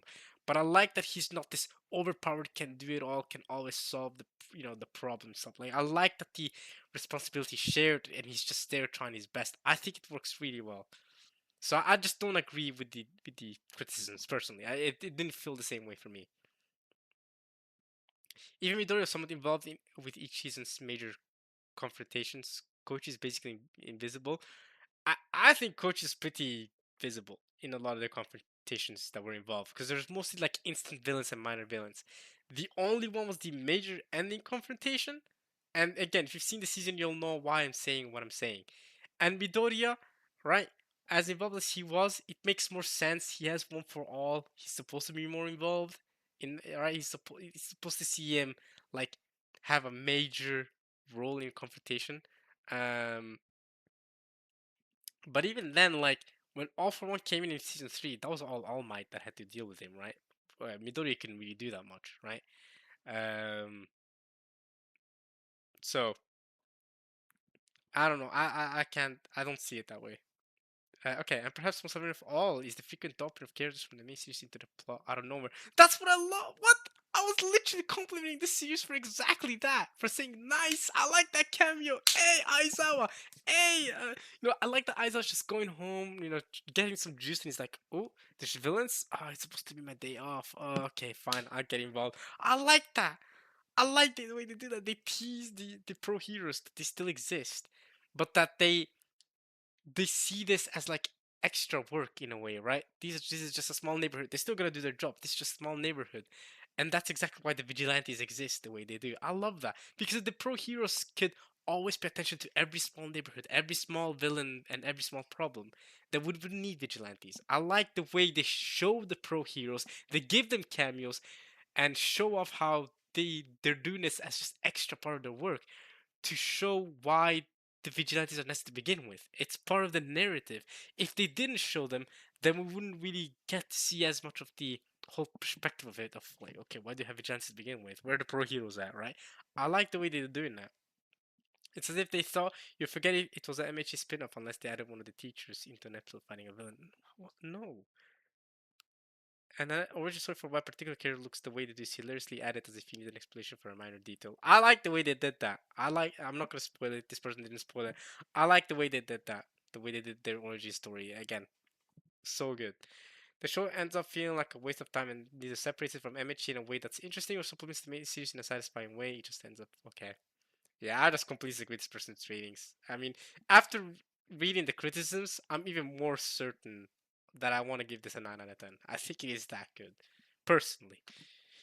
I've talked about My Hero Academia enough now, but I think it deserved that. I think Vigilantes deserve that. I'm definitely tuning into season 2. Holy crap, yes. I hope it's as good as season 1 was. I was pleasantly surprised. And I think a big reason why, I'm hyping this up for you guys, but a big reason why I loved it as much as it is because I went it with super low expectations. You have to remember, I went it with super low expectations. So if you go into it with higher expectations or high expectations because I'm hyping it up for y'all, maybe you won't get the same satisfaction I did seeing that this is actually credible and it's not just some random spin-off that's kind of mid.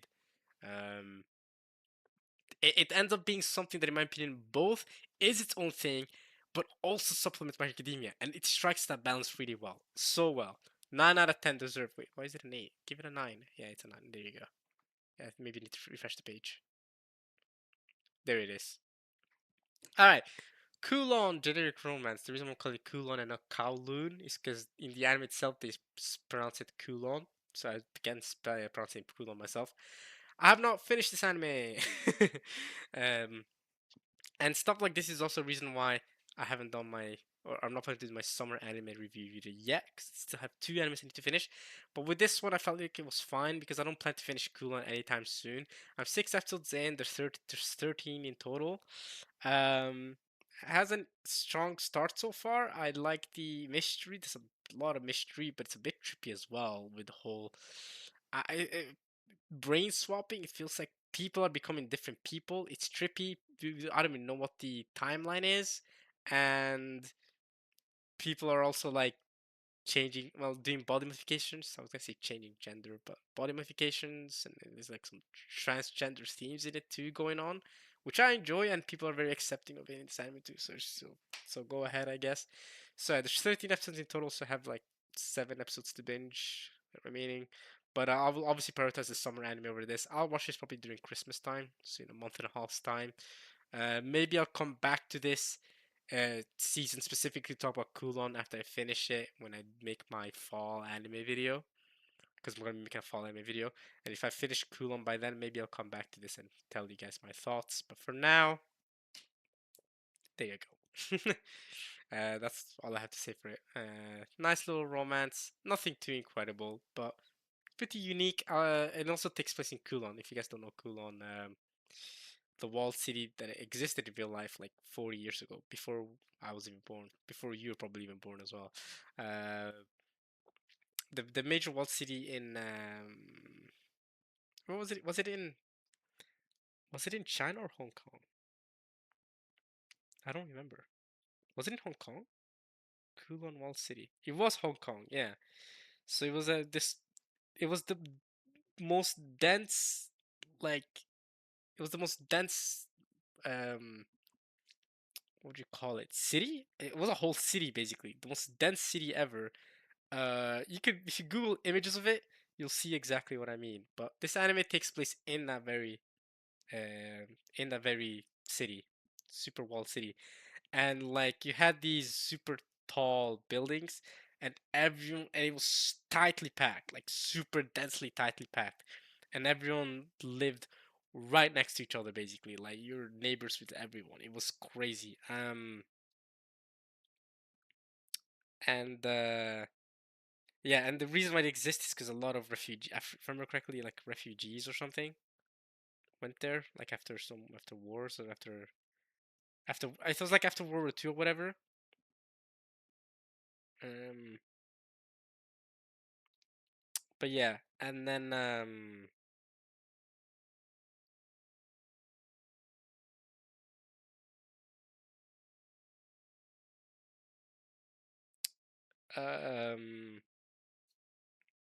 what was I trying to say?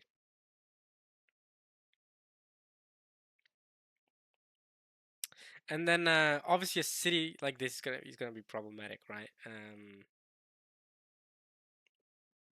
Right. If you have a very densely populated area like this, and with a lot of refugees who are like typically poor or like yeah, um, what you, it's obviously gonna have its major issues, right? With uh, I mean, you can imagine, right? Like you're all living right next to each other, basically kissing each other as you walk outside, or your neighbors with everyone. It's a bit weird. I mean, what I'm trying to say is like you get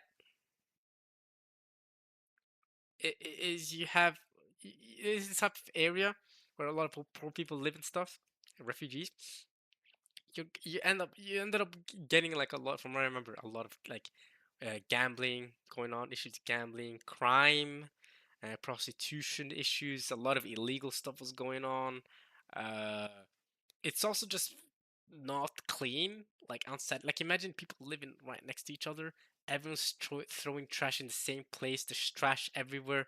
It becomes very unclean. Like it's important to have space in a city too, for you know transport to go, for trash to go, space for transport of waste, but also transport of water, electricity. All this is important, but it ended up being so crowded that I mean it was just basically dangerous. And it was also very lawless too, right? Very like high criminal activity. So they were like, all right, everyone get out of here. We're demolishing this now, so it doesn't exist anymore. So it was demolished in like 1989 or 1990 or something like that. 1990 something, 1990s. So it doesn't exist anymore, obviously, but it's a nice little historical piece. I watched a small like 15 video on it. That's why I know as much about it as I know about it. But I'm sure there's some documentaries out there you can watch that go a lot more into detail about the way of life. And I'm sure there's people who are still alive today who lived in Kulon at the time who have given their own interviews and shared their experiences living there. But if you just look at Google Images, you can imagine, wow, what a place to live in, right? Okay. Anyway, I think I'm not talking about that.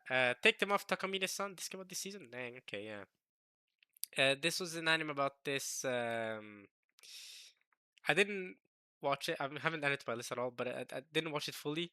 But I watched enough to, if I remember correctly, um, if I remember correctly, she has a supernatural ability where whenever she takes off a piece of clothing, she can reverse time. Was it? Was that how it worked? Let's see, look at the synopsis. Oh, I could have looked at it there. Seemingly unbothered. Eternal Virgin World, which allows her to undo any mistake she makes by taking off a piece of underwear. Ah, a piece of underwear specifically. Okay. Thus keeping up her prodigious facade. Okay. And then she coerces him to to bring spare panties so that she can take them off. Yeah, I mean it's a degenerate anime. You can tell by the friggin' synopsis. Like, what type of superpower is that? I can take off my panties or my underwear and I can undo a mistake or I can turn back time. Like, come on, man. Come on, man. So, and she's the student council president too. So, so yeah. So he becomes her underwear closet. He takes a bunch of spare female underwear, or presumably her underwear, with him to school, so that she maintains her perfect image of being super intelligent because she can never make mistakes because she can always turn back time. But when she makes mistakes, she takes off underwear and then he puts them on. That's the whole thing. He puts them on to her and then she's wearing underwear again, right? Because he needs to be wearing underwear. That's kind of important, no?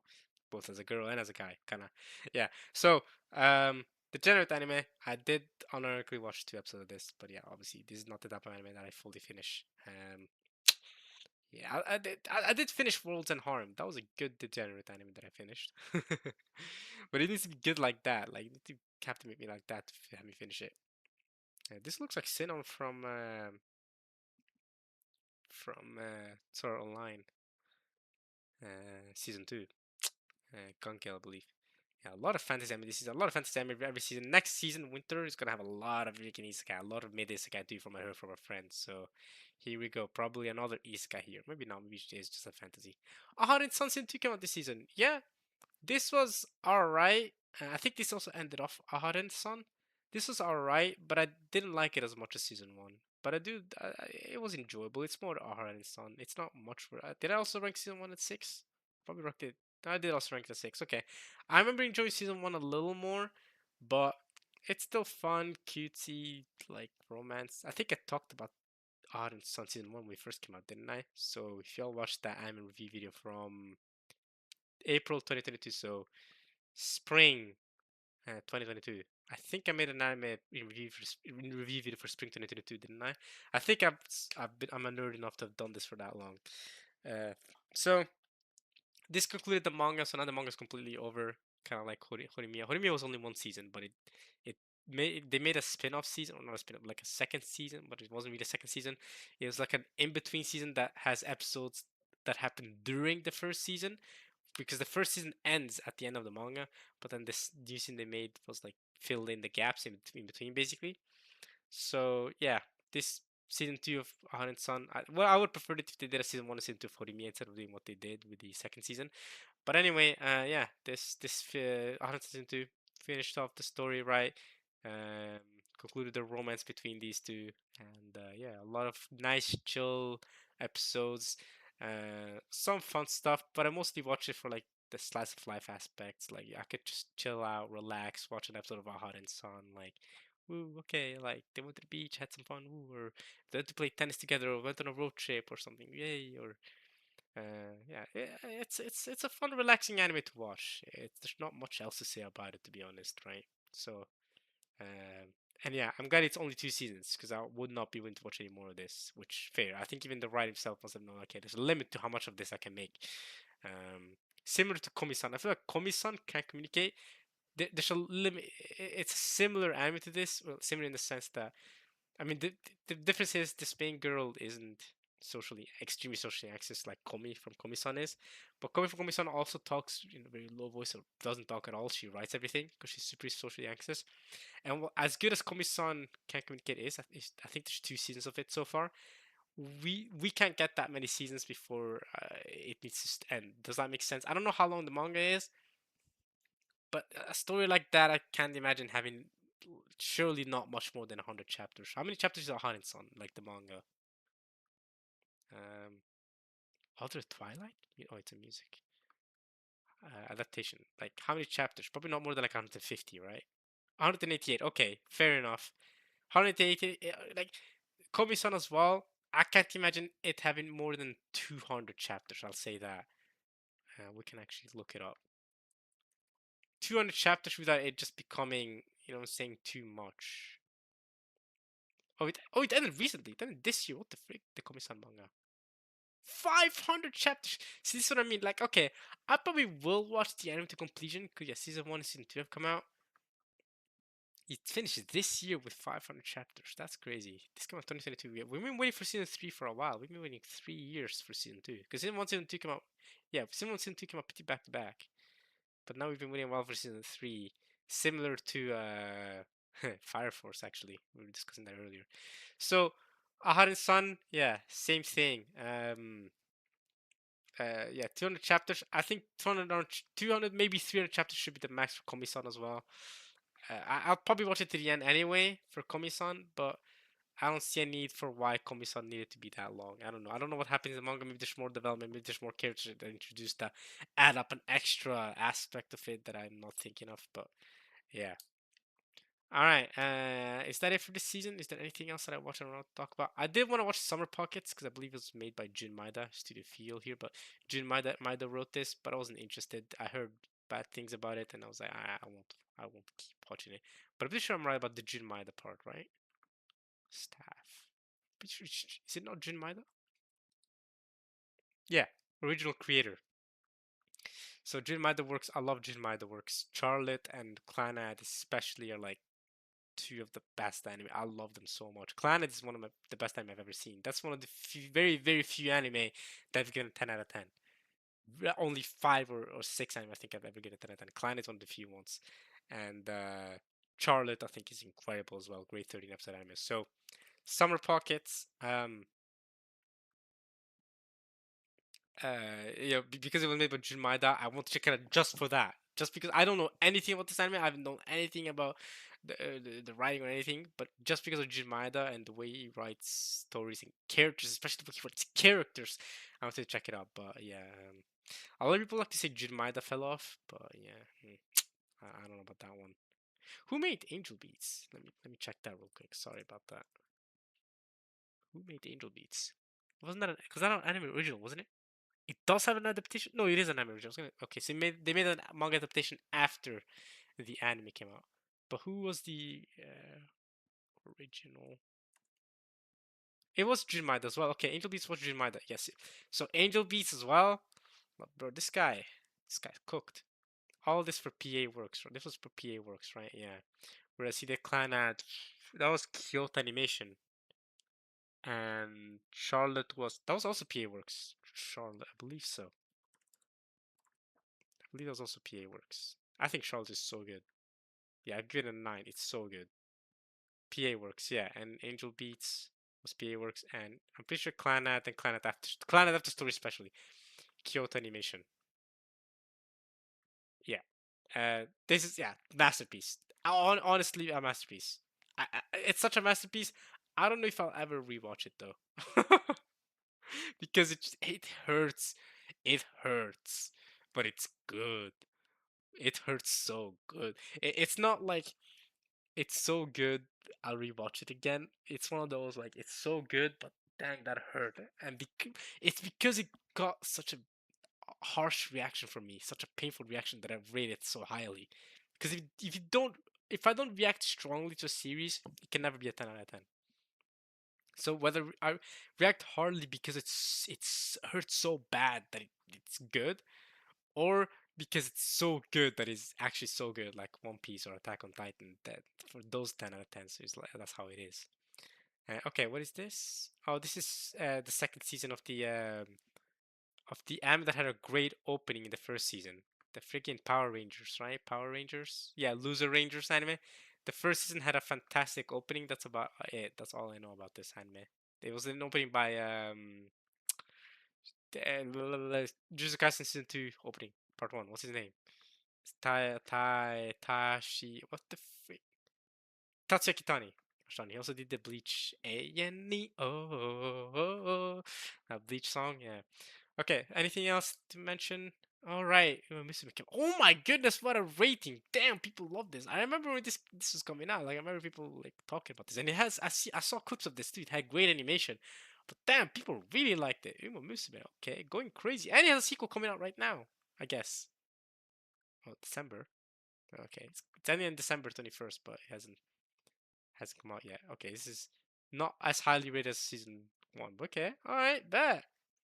Uma Musume, Cinderella Grey. I've heard. I know they also make um, what's it called? Pretty Derby. Or is that the game? Pretty Derby, I think, is the game. Uma Musume Pretty Derby. Horse Girls Racing. Oh no, they did make Pretty Derby. That was a couple years ago. Pretty Derby season 2. Damn, people like that anime. Damn, successful. Successful. Yeah, tell me it's not. I was never like it never appealed to me, so I never watched it. But man, okay, I rate it. Alright, yeah, more Black Butler. I guess they're still making Black Butler. Is it not finished yet? Emerald Witch. I guess they're still doing it. Bro, Black Butler to me feels so old. I remember friggin' there was this one girl in class. My I don't know if I should say this, but nah, it's fine. There was this one girl in class in middle school who was the only one who was like relative like an openly an anime fan, and even I say anime fan. Um, I'm pretty sure she did not watch that many animes, but Black Butler was one of those she watched. Now, I say openly an anime fan. Obviously, I was an anime fan too, and I'm sure there might have been others too who were anime fans. But just wasn't open about it. I just wasn't out there saying, "Yeah, I love anime" in school. I was just there doing my studying, going home. That's it. um, but yeah, I never watched Black Butler, but she was a fan of Black Butler because was one there's this one kid in class would always nag her about being an anime fan. I don't know if I would go as far as to say bully her, but he'll definitely get on to her for it, saying, "Oh, you're an anime fan, weeboo, weeboo." He'd call her that. Remember, we were middle school here. I was 13 years old, and he's going like, "We're a weeboo, you're a weeb," and I'm there like, "Dang, okay, I'm just not. I'm not gonna openly tell this guy I'm a weeb because he's gonna start nagging me too." It wasn't like out of a place of insecurity. It was out of a place of I don't want to deal with that. You know what I'm saying? It wasn't like I was embarrassed about my hobby. Like, right, if I was embarrassed about liking anime right now, I wouldn't even be having this YouTube channel or be making this video or having it out in the open in public. It's not that, but it's just that now I can do this without someone getting on to me and nagging me about it, really. But Black Butler, so it's been on for so long because I remember this is almost 10 years ago now. No, actually, I was 13 years old. Yeah, it was 10 years ago. It came out, yeah, season 1 came in 2008, bro. To me, this feels so old because since 2013, 14, dang near, I remember people talking about it in school about Black Butler. So it's still going with a new arc. It's never ending, man. But yeah, dang, I was in middle school 10 years ago. It's been 10 years since the start of middle school for me. That's crazy. Okay, what is this? Gorilla?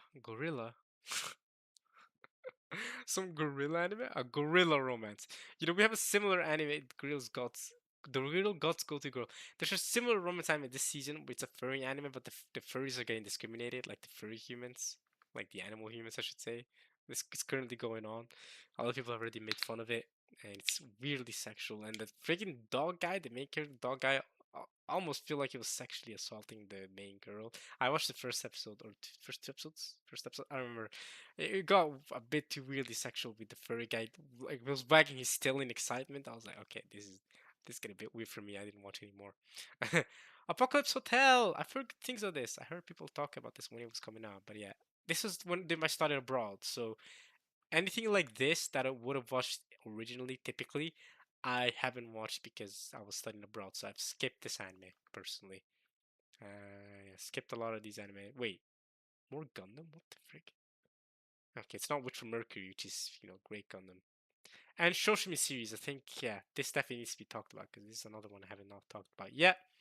Shoshimi season 2, which I believe is also the last season. I think, yeah, they're not going to do season 3, I'm pretty sure. I think this adapted the entire manga or the entire adaptation. Um, Either way, Shows Me Season 2, I thought was incredible. I thought it was an improvement on Season 1, in fact. So if you liked Season 1, you're gonna like Season 2. I really like the art style Season 2, like the way they're, or not Season 2, Shows Me Season in general. I think I discussed it when Season 1 came out. When did Season 1 come out? I'm pretty sure I talked about Season 1 when it came out like 2 years ago, a year ago. Yeah, a year ago. I liked how much I liked the art style. I like that they have this cinematic landscape view when you watch it. I watch it on Crunchyroll, and the landscape view similar to how Lord of Mysteries. Oh, we'll talk about Lord of Mysteries when we get to the summer anime. But similar to Lord of Mysteries has this landscape view, and I really like the art and the way they do animation with it, and I like the character designs and everything. Um, yeah, great anime, great little detective thing they got going on. I like how it has its arcs. It's similar to Hyoka. I mean, same writer, so it makes sense. Similar to Hyoka, where it's split up into arcs, and each arc resolves one detective or one mystery thing. What differentiates this from Hyoka is that the main characters are weird. That's why this search called How to Become Ordinary. Is that the two main characters are weird. They date each other, then they break up, then they date each other again. It's a bit weird.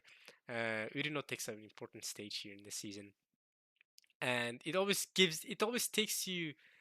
This anime always puts you in you always never expect a twist. Like even if you try to solve the mystery at the same time as the main characters do, there's always some twist that comes along that makes you go, "Whoa, okay, I didn't expect that." Um, yeah, I think it's great. If like I said, if you like Social Media Season 1, this is just that, but even better in my opinion. And the way they ended it off was well done. I like the ending of the anime. Um, so yeah, and I like the last arc with that last little plot twist, the climactic finish. Those last couple of episodes, I was really hooked in. I'm not gonna lie to you. And this anime or this type of style of anime in general is a lot more fun to watch when you try to solve the mystery yourself. So I do recommend doing that if you watch it. Try and figure it out yourself, like what could be happening. And then there's always gonna be a twist that you're not gonna expect. So it's really good. So this anime, if you haven't seen season one, I give it the 2 episode rule for season one because episode 2 of season one is amazing. Oh, season one is only 10 episodes long. Season one, give it the 2 episode rule. Second episode is gonna hook you, and if it doesn't, then you're probably not gonna like it. But I love the second episode. It was so stupid. I loved it. At the time, it was episodic. So yeah, I actually don't have much else to say about Show Me series. I've said everything I probably needed to say when I discussed this first season. So yeah, I like the mysteries. Uh, like the way they ended things off. The way they ended off the characters too, like the character journey of not Hisaka. Hisaka is the sick guy. Orino, Orshino, Osanai, yeah, Osanai, and whatever this freaking what's his name? The main character, Urino. No, Urino is the journal guy, the newspaper guy. Kobato, yeah, Osanai and Kobato, yeah. I like the way they done off their relationship and their romance and their conclusion to being un- unordinary or ordinary, like the way they ended up seeing it in the end. So, okay, another ecchi anime here, and surely I heard decent things about this when it was coming out. I don't know what this is. I don't know what this is. I think that might be it. Your Forma? Dang. Sheesh! Are you sure this is not a hentai? They are showing off cleavage. They knew what they were doing with this anime poster. So yeah, more ecchi here. Okay. Yaiba. I heard good things about Yaiba. I never watched it. I was one of those like I was close to watching it, but I just put it in the back burner. Just like put it outside. Like I am watching it. But I heard two good things about it. They made a Guilty Gear Strive anime. I did not know that. Completely went under my radar. It wasn't well received though. That's unfortunate. Guilty Gear Strive probably deserves a good anime. Bye Bye Earth made a second season of this. I think I watched season one, didn't I? Or at least I watched a good chunk of season one. I did watch the entirety of season one, but it was extremely forgettable. So obviously I was never gonna watch season two. But yeah. And I think that's it for this season. I don't think I have much else to watch unless it's like a movie or OVA that I missed talking about. And this was continuous. Yeah, this while watching this, I was also watching Apothecary Diaries. Obviously, One Piece. I'm endlessly watching One Piece. They're changing the format of One Piece, so you only get One Piece half the year. Yeah, we're only gonna get like 20 something episodes a year of One Piece. So that's gonna be interesting. I'm so used to watching One Piece weekly, like weekly One Piece, woo, for how many, over a decade now, since 2010, 2011, 2011 or something, 2011. And in 2026, they're so 15 years after I'm finally caught up, or finally caught up. I mean, caught up 15 years ago. They're changing it up so that you're not getting One Piece every single week, which is crazy. I've gotten One Piece every single week since 2011, and they're changing it up for the first time ever next year. It's gonna be weird. It's gonna be a big change in my life schedule because I've always scheduled Sundays to be like, okay, read the One Piece manga, watch the One Piece anime, and that's gonna be the manga. And even the manga has a lot of breaks because Oda, Oda's been on more and more breaks since the start of COVID. So even that's completely different. So it's gonna be interesting how things progress. Oda takes more breaks, the anime takes more breaks. Hopefully, Oda can finish One Piece soon. That will definitely be weird when that happens.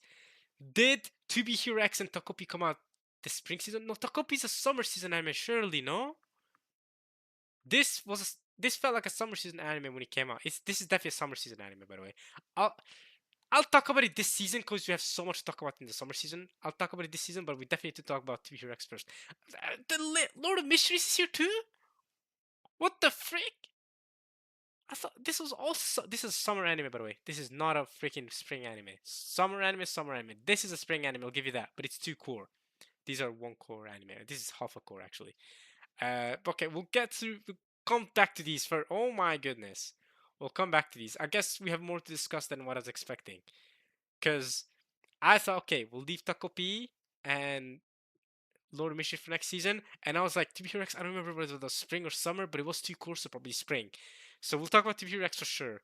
And then we'll talk about these two. I thought these were summer anime though. Licorice Pico got some. Is this a movie? Oh, it's a short, yeah, short movies featuring. Okay, some random life movie. I did watch season one, obviously. Are they making a second season, or does it even have a second season? How's the manga looking? The manga's still ongoing, so we might get a second season eventually. But the first season was good. First season was good. I did not watch these short stories though, so I don't know. Moonrise, don't know what that is. Freeman got a short thing. Freeman coming back next season. Oh, for winter season is so stacked. Oh yeah, this Koisuru One Piece thing came out, and they also made a I didn't watch it, but when during one of the One Piece thingies, what do they call it again? The One Piece Day, One Piece, yeah, the One Piece Day 2025. They also showed off Loki's hair color and stuff, and they did like a like a parody of this. And they also revealed One Piece Heroines. He's getting an anime adaptation, which I will definitely watch because I always thought about, oh, I want to read the One Piece Heroines novels. You know, I want to like learn more about the freaking female characters of One Piece, right? Nami, Robin, Tashigi. Did they do one for Tashigi? I don't know, but Vivi, Perona, Boa Hancock, etc. I don't know if they did one for Tashigi. I might be wrong about Tashigi. They also did some chibi satire for not Legend of the Galactic Heroes, Lord of Mysteries. Legend of the Galactic Heroes is completely different anime. What is that? I don't know. Okay, so nothing. Just making sure there's nothing else to talk about. They did a small kind of number 8 thing, I guess, leading up to the. This came out in 2024 though, but I guess leading up to the second part, not second season, but second part of Kaiju number 8. And nothing else to watch, right? No movies to talk about. Because the only movies I really want to talk about this year are, okay, they made some compilation of Jujutsu Kaisen. The only movies I want to talk about is Chainsaw Man, but that's for the summer season or fall season, maybe even over this year. So this video is already long enough. We don't need to talk anymore about it. Um, is this, yeah, this is just straight up season 3 of Konosuba. Came out as an OVA. Interesting. Was No, it's only 2 episodes. What? No, this is a bonus. Okay, these are original bonus episodes of the season 3. Yeah, Konosuba is not my thing. I already talked about Konosuba before on this channel. Y'all already know. Y'all should already know. Konosuba is not my thing. And yeah, and I watched season 1 and that's it for me. Even season 1, I only finished it because I watched 6 episodes and then I was like, I found out it was only 10 episodes. I thought it was 12. I was gonna drop it at 6, but I was like, 10. I find 4 more episodes. I can binge them real quick. But they were boring. I didn't like them. I never ended up watching season 2 onwards. And they also made the Megumin spin-off anime too, like a 12 episode anime before she met uh what's the main character's name? Where the frig? Aqua and the rest. Kazuma, yeah. Okay, so when it comes to movies, I actually have not watched this Kobayashi movie. I clearly put it on my plan to watch list, but it came out in June 2025. It just left past me whenever it did come out. It was relatively well received, so people clearly liked it. I don't remember how well received Kobashi typically is, just so I know how high expectations are going to the movie. Ooh, okay, so it's lower rating than season two. Because I'm trying to think how high expectations should I go into this movie? Around season one level of expectations. But season one and season two, remember, equally as good. It's just that obviously Minimalist skews ratings for season two because people for season two already like the anime. So I'll still watch it, but okay. It's a Kyoto Animation movie. It's an hour 45 minutes. It's a Kyoto Animation movie. There's no way.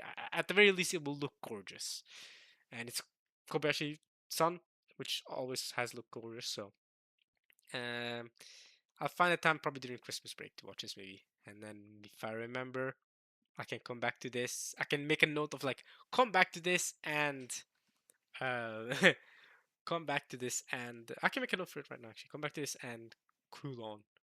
That's the one other thing I needed to finish, and then come back to this when I finish them. I can write it here. Okay, I don't. Let me write down Kulon and Kobayashi movie. I'll probably find some time. It's an hour 45 minutes. Yeah, I'll probably find some hour 45 minutes during Christmas break to watch this. Virgin Punk Clockwork Girl. I remember seeing this trailer and it may or the trailer for this and it made me be like, ooh, like calmly or cautiously excited to watch this because like okay interesting way they're doing this CGI the 3D effects but then again I never ended up oh it's only one episode 35 minutes okay I was gonna say like I never ended up watching it because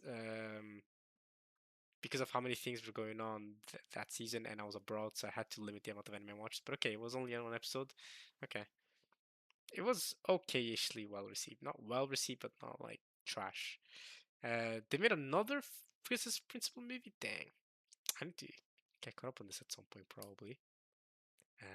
How many? Actually, I can look it up on my phone. Okay, next, they made another Detective Conan movie. Lupin the Third movie. They still making movies about that. That was not well received though.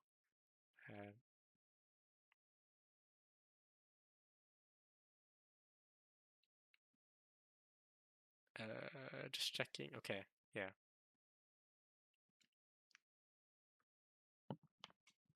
Okay. They made a Bokuto Roboco movie. Okay, I don't think there's anything else for us to discuss here. So we can go back to discuss some specials. Natsume. Let's read Jincho special.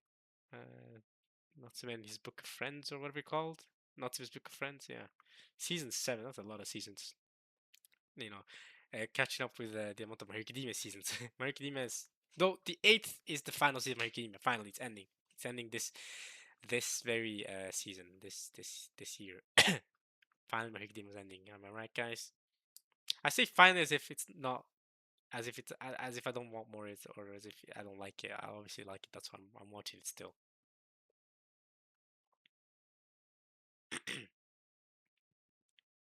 Okay, so back to the three animes in the ONA section over here. All right. I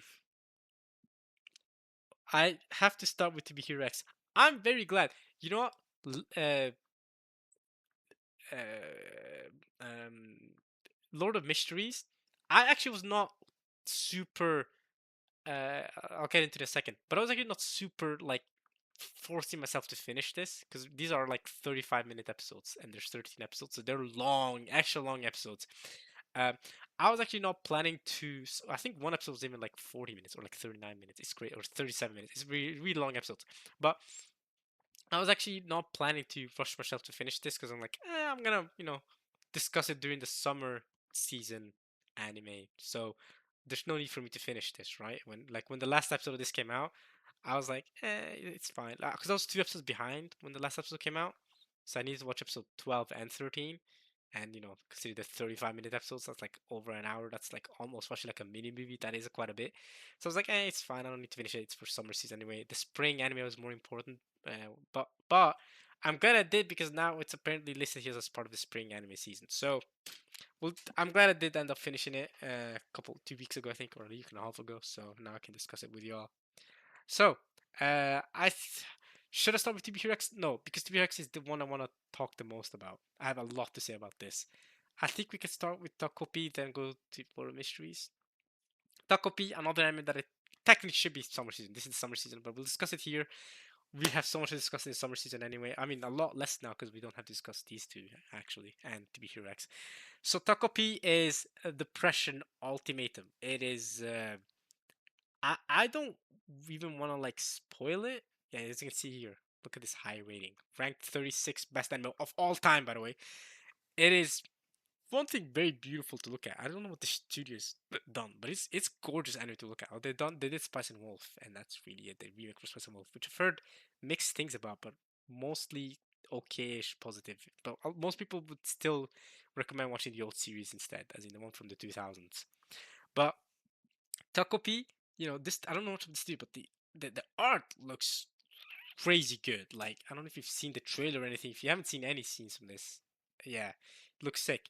But I love the art. I love the way they animate the characters and the way the characters are drawn. Even I think this is a manga, isn't it?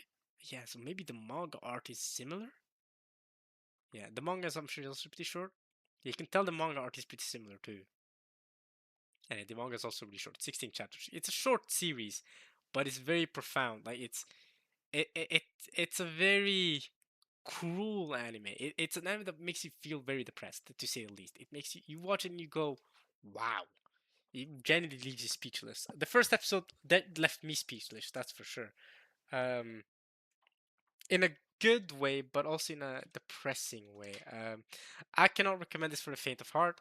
Um, just warning, there's suicide themes in it, right? And there's children involved, and there's children suicide being suicidal or murdering each other.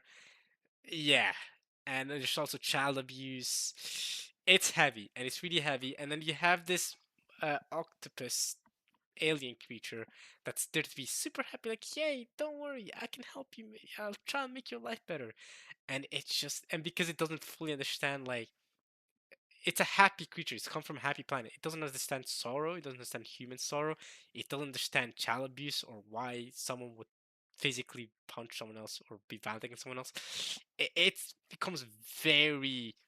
Your heart sinks watching this anime. It's hard to watch. Some of the scenes, it's hard to even look at the screen sometimes. I did look at the screen the entire time, but bro, like when they're holding knives at each other, when one of these little girls is pointing a knife at their own mother, or there's glass shards being pointed at each other, and you're there like, please don't kill your mother, or please don't kill your own daughter, or something like that. It's hard to watch. All these characters are mentally traumatized because of the circumstances of the anime. Um, it, but it's incredible. Don't get me wrong, it's incredible. I mean, I already talked about how good the art animation is, but like it tells a very, very like very depressing story. It's the only thing I can describe it as. Very sad to see children being treated this way too. They're really, really young to be treated like this, to be bullying each other like this because of the way they're being treated back home, because of the way they're being treated as garbage. Like, as well as like, bro, killing dogs or getting them put down, stuff like that. Oh man. And the cope as well, the way they cope, the copium in these children. I don't want to spoil it too much, more than I already have. I can only recommend you to watch it yourself. Watch the first episode. The episodes are around 20 minutes long, and it's only 6 episodes. It's not like there's that much to watch. But the first episode is like extra length. It's like 35 minutes or something. Yeah, it says 23 minutes per episode. Most episodes are like 20, 23 minutes long. But first episode is like extra long, like 35 minutes. But beyond that, it's only 6 episodes. It's a quick watch. It's a quick binge. It's like you're watching Fully Cooley, right? Fully Cooley is another quick binge, right? Which I highly recommend. It's not that long, and it is incredible. And it has a very depressing story, which just kind of it leaves you feeling really hollow after each episode. It really does. It's a crazy watch. It really is. But it shows you how messed up things can be if children don't have proper parental figures, don't have proper upbringing, if things are just left to be, you know, people are just left to wild out, to be honest, right? Like, so many of the things that were happening in this anime, I'm there like, if only I was there. You know how crazy that is? I think that's like the biggest, most frustrating thing about for us watching this is thinking, if only we were there with these children, right? If only like a solid adult, right, was there with these children. But even then, to some degree, it's not your responsibility. You can't dig too much into other people's family affairs. If child abuse is going on, obviously you have to call the police and hope the police does something about it.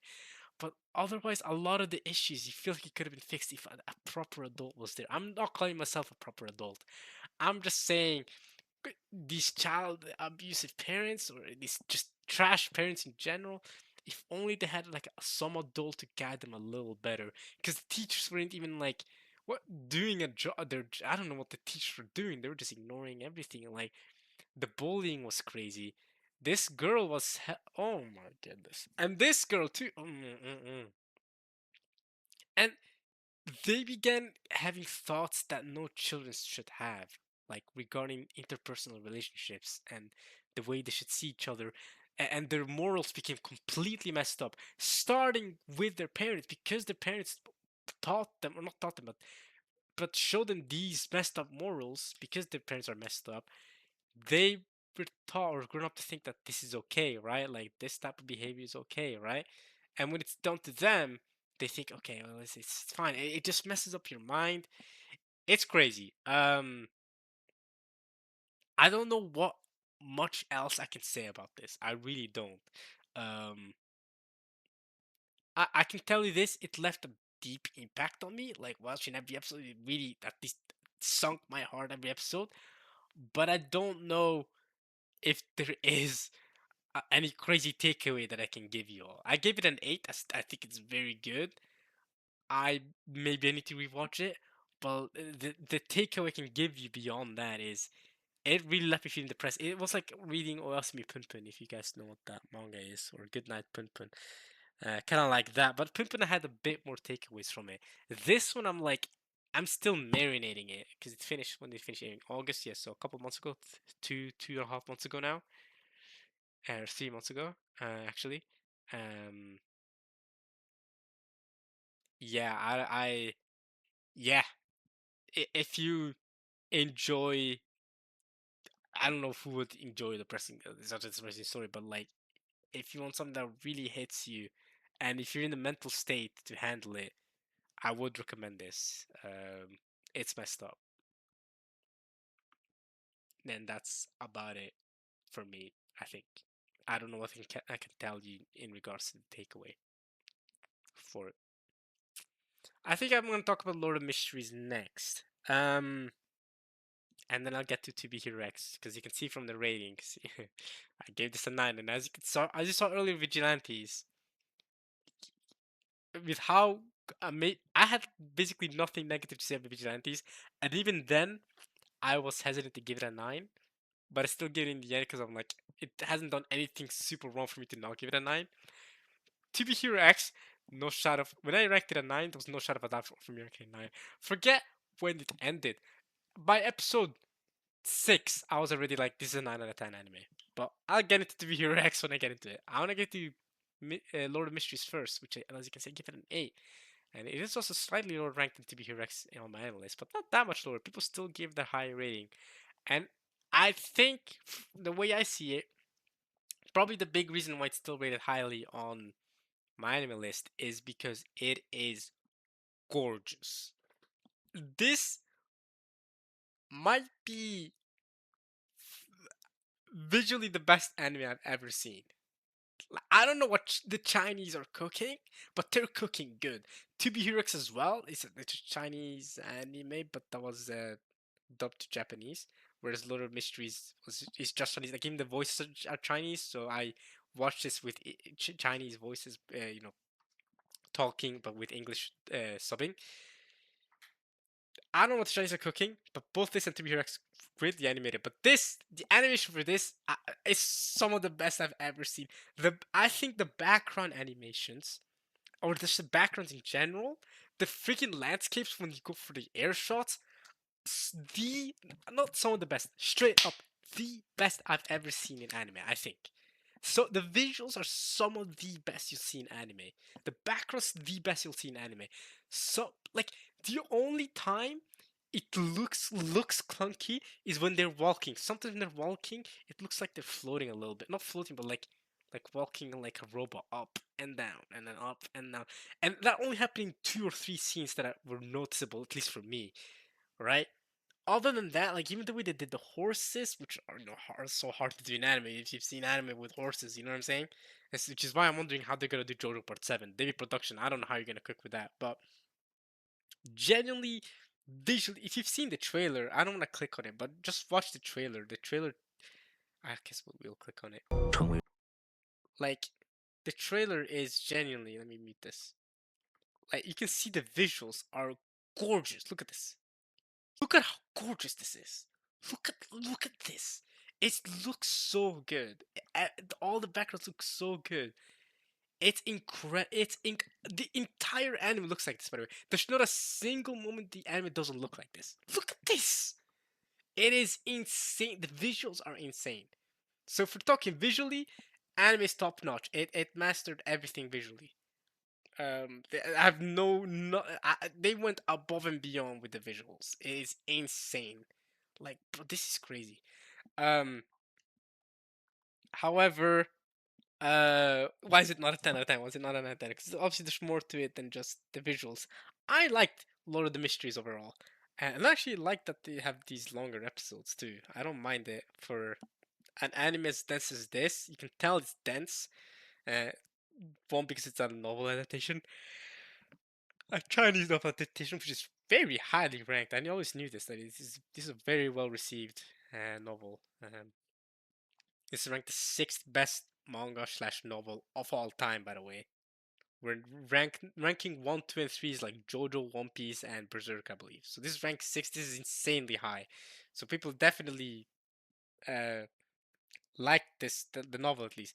Now the anime is not quite as well received as the novel is, but from what I hear from novel fans is that the first season, the production really wanted to force the first 3 episodes because the whole, I guess, the whole 3 episode rule, but also because they really wanted a certain thing or certain like fight scene or something that in episode 3. That's why they rushed the first 2 episodes really quickly, and then it slowed down a little more from around this time from novel readers. And then they also adapted the entire volume 1, I think. I don't know how many volumes there are in total. You might be able to tell here in the adaptations it say. So, okay, 18 volumes. Oh, it's ended. Okay.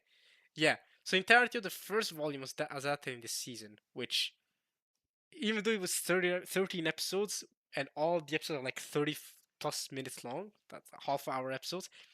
Apparently, according to novel readers, that is still not enough to be adapting one whole volume of this. So that goes to show how dense this novel is, how much material there is to adapt, how much story there is. So yeah, 366 chapters, and yeah, it ended in 2023 apparently. Okay, this is the novel. I didn't even know that it ended. Um, but so, and this is something I could tell watching it myself, that they're clearly like not. There's clearly a lot of like in between stuff and character building scenes that we're missing out here. Like clearly some things, some monologues, especially because a lot of monologues that we're missing out on because we're not reading a novel. Kind of like Mushoku Tensei has that too. But Mushoku Tensei does a really good job of like keeping important things in the anime. With Lord of Mysteries, I could tell, and to me that kind of dampened the enjoyment a little bit. Like I could tell that the characters weren't as fleshed out as they should have been in certain scenes, if that makes sense. Like the characters when certain scenes happen, I don't want to spoil it. That's what I'm saying. If you know, if you've seen this anime, you know. When certain scenes happen, I'm like, oh man, this is supposed to be harder than I feel like it actually is right now. And I'm not going to criticize them too much for this. but they really should have spent more time on these characters before having them interact like this, or before having these incidents happen to these characters. Uh, and I could tell that the novel did more because you can tell that there's so much rich story here, so much richness in the characters here. But that's a big hit for me for why it's not like peak. Um, and that's honestly the biggest gripe I have with it. Yeah, in general.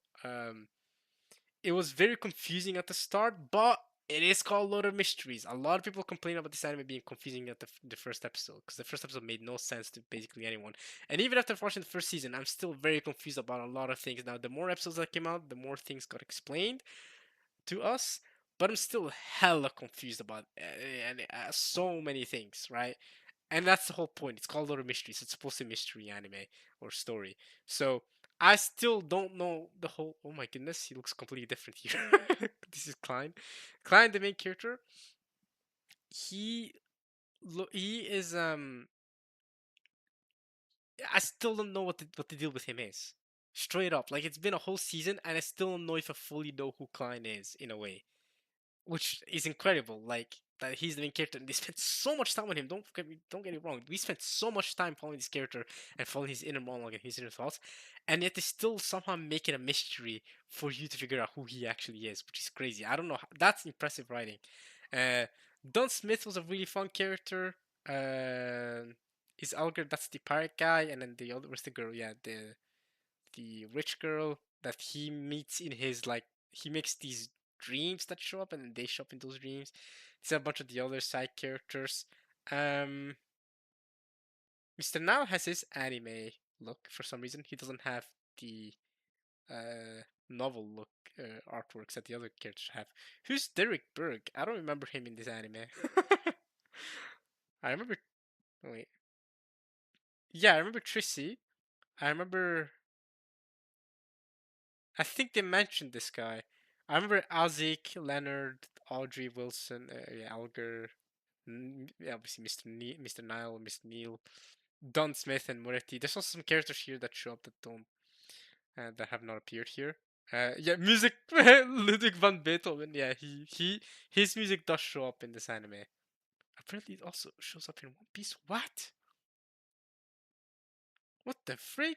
Oh, it does show up in Evangelion for sure. Yeah, I noticed it. I noticed it for sure. It showed up in Evangelion. It shows up in Kill la Kill. I didn't know that. It shows up in Psycho-Pass. Yeah, a lot of anime use it. It shows up in Jujutsu Kaisen. Damn. Just music in general shows up in Eminence Shadow. That came out in 2022. Wow, that came out in 2022. It's been that long. Did I discuss this anime when it came out? I think if it came out, yeah, if it came out summer season or actually fall season, then I would have discussed this with y'all. That's crazy. It came out that long ago. Okay, so yeah, it's really good. It's confusing still. Like I like it. The visuals are definitely a big reason why I kept going back every episode, but also like being like cautiously interested in the mystery kept me coming back. But it wasn't anything crazy. Like even by the end of the first season, after all the twists, all the what I'm saying, the things that happened, I'm not gonna spoil all the what I'm saying. If you know, you know. Especially the last episode, the last two episodes. If you know, you know. But also like episode 8 or 9 or whatever. I'm not gonna spoil it. But after everything that happened, I still didn't feel fully connected to everything, and I think a big part of it is because they couldn't adapt every conversation or every or all of the important like background scenes or scenes that happen in the novel in volume 1. But I've heard that they've already greenlit season 2 and season 3, that they're already going at it. They've put a lot of faith, a lot of stock into this anime, and season 1 seems to be relatively well received, at least ranking wise. And I think again, I do think a big reason why this is so high rated is the visuals. I don't think it would be as high rated if it don't have such good visuals. Because, like I said, the story, the way it's progressing, the way the character dynamics work, it feels like there's some skipped content for sure. So something that I hope and I think that's also from what I understand what they will do as well is that from season 2 onward, They take things a little slower. It is a mystery after all, so we need as much information as we can get. But we also need us to be connected to these characters as much as we can get, so that any eventual things that happen hit harder. That's what I'll say. I'll put it like that. If you've seen the anime, you'll know. So, um, but otherwise, yeah, I don't have much else to say. I can tell you guys a little bit about the synopsis of the anime because talking too much about this anime is very spoilery. It's a mystery anime after all, so you're supposed to figure things out by as you watch, as you by yourself as you watch. But it's basically about this dude who gets transmigrated. You heard me correctly. Transmigrated to a different body, basically an isekai, but not really an isekai because we don't know where he transmigrated from. We've only seen like one little panel scene, or like one little like screenshot of, or something of where he came from, which might be the human world, might not be the human world. I don't even know where he came from, but he transmigrated to this dude. His name is Klein Moretti, and basically takes over his entire identity, and acts like him. And everybody, for the most, almost everybody, I think for the most part, believes that he's him, as in he is Klein Moretti. Even his sister and brother still believe that that is Klein Moretti. So I don't know how he managed. I'm assuming he has memories. No, he does he have memory? That's another thing. They kept that very vague. Does he have memories from the Climerated that he used to be before? Well, the Climerated that he used to be died, and he got transmigrated to his body and revived the body. Basically, he shot himself, and yeah, he's okay. No, no, I think he has memories of Climerated, but not around the time of his death. Kind of like turning into a Titan shifter. I think something like that is what's going on because he doesn't remember why he died. He just remembers that he shot himself. Yeah, he remembers shooting himself, so he must have memories from the original Kai Moretti. But even that's kept very vague. We don't know exactly how much he knows or where he came from. So he's not the main character is inhabiting a body that's technically not his, and he's trying to learn about this world, and he becomes what's called a Beyonder in this anime, which is basically I don't know, like if you've seen Big O Stray Dogs, like those guys. If you haven't, not a hero, more like an undercover agent for this not organization, but like for this, they work with like the church, or whatever they call it. I think they call it like a church, and a bunch of churches fight against each other, but he's involved with one church, and he becomes a Beyonder, and they have these supernatural powers, these magic powers to fight with, and he becomes a seer. Is that a spoiler? Nah, it's not. It's fine.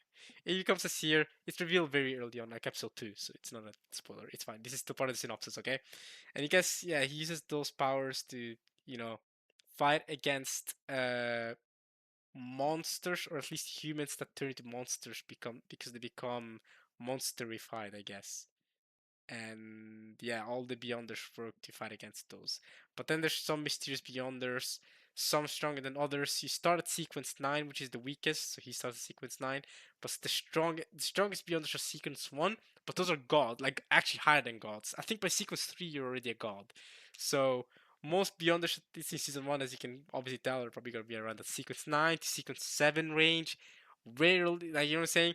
If you get to anything sequence 6, 5 or above, then you start to get into god realm. Because you start off like as like a newbie, then you become like a, king, a demon level, or whatever, king level, and then you become god, straight up god level.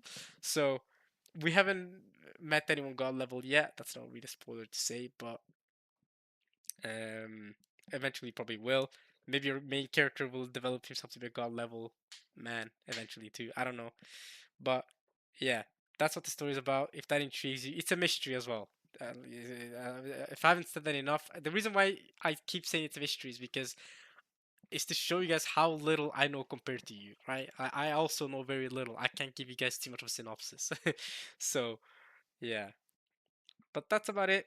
And that's why I give it an 8 and not any higher, despite again having some of the best visuals and not the best visuals I've ever seen in anime in a lot of ways. So, To Be Hero X. I always knew where I stood. I tried to be so good. Look at me now. I don't know how, but I'm a real hero. Yeah. Bro, the opening is fire. Hiroyuki Sawano. Right, I'll sing in the opening. He didn't catch on to that. Hiroyuki Sawano did the opening and the soundtrack. It's amazing. The visuals are amazing. The story is so good. The characters are so everything. Hey, they cook with this. 8.72 ranked the 57th highest anime of all time. I just hit my knee on my table. Ouch. Ouch, actually.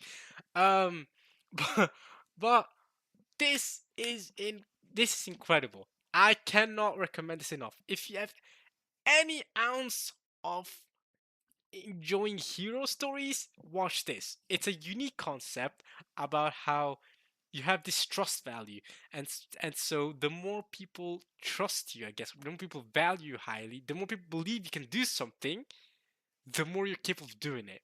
But it's a double-edged sword because let's say everyone believes. So you have to see some characters here, right? There are heroes that are like everyone believes that you can only smile. Let's say you're like a smile hero. You can only smile. That means if everyone believes this, you have a high trust value. You're one of the strongest heroes. But if you can only smile, that means you become physically incapable of smiling. Any expression that isn't smiling, you can't do. Or if they believe that you can only, I don't know, bend over, pause that, pause that. Okay, let's change the sentence. Let's use another example.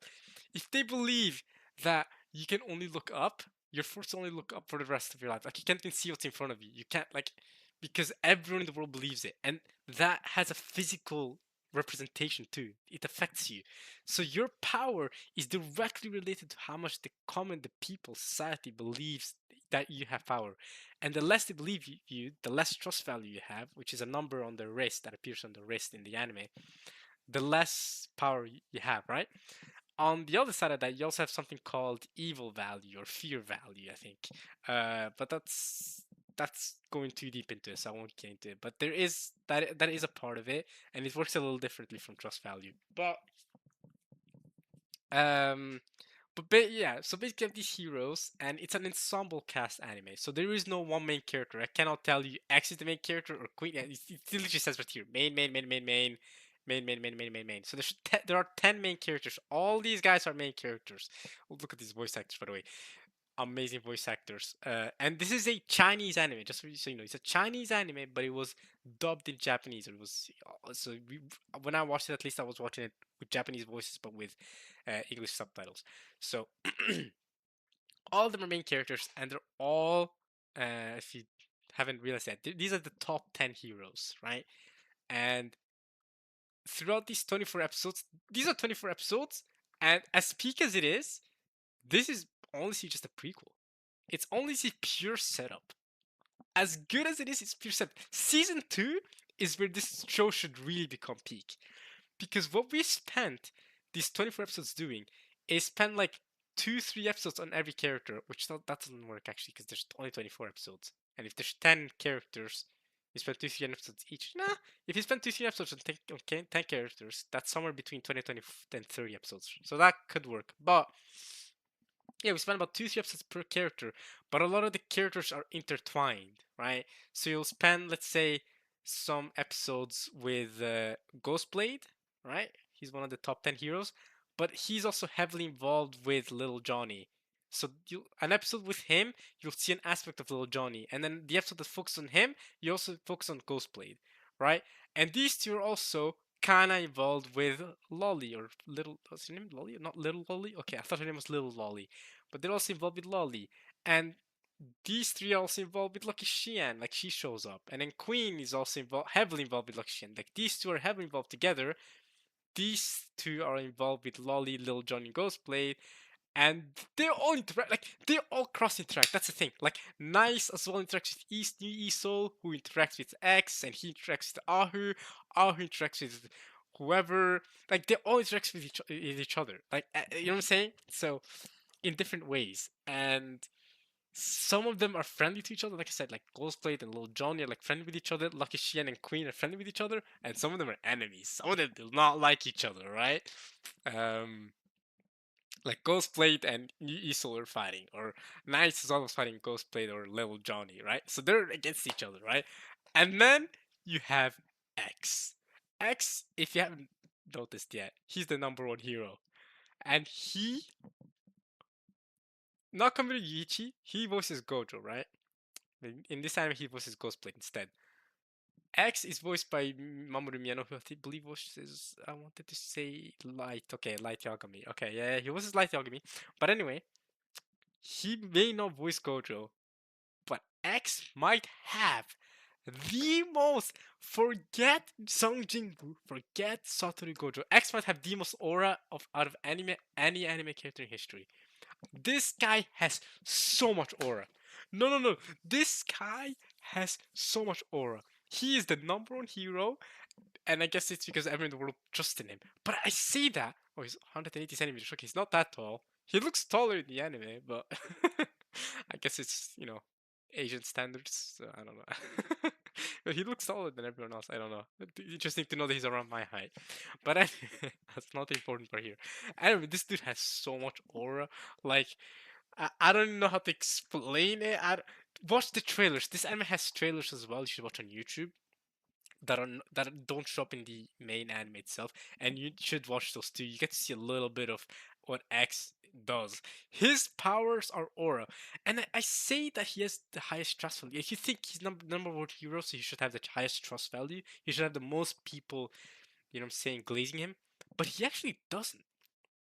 Zodiac sign Gemini. Oh, is it because he's born June 6th? Okay, he actually doesn't like have that high trust value. Even when he became number one hero, everyone was like, "Who's this guy? Where did he come from?"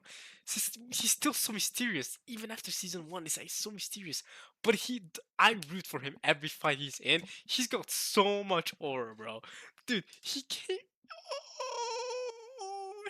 in that one time, and bro, He made a character. He ate a character. No, he turned a character into paper, ate him, then spit him out in the river.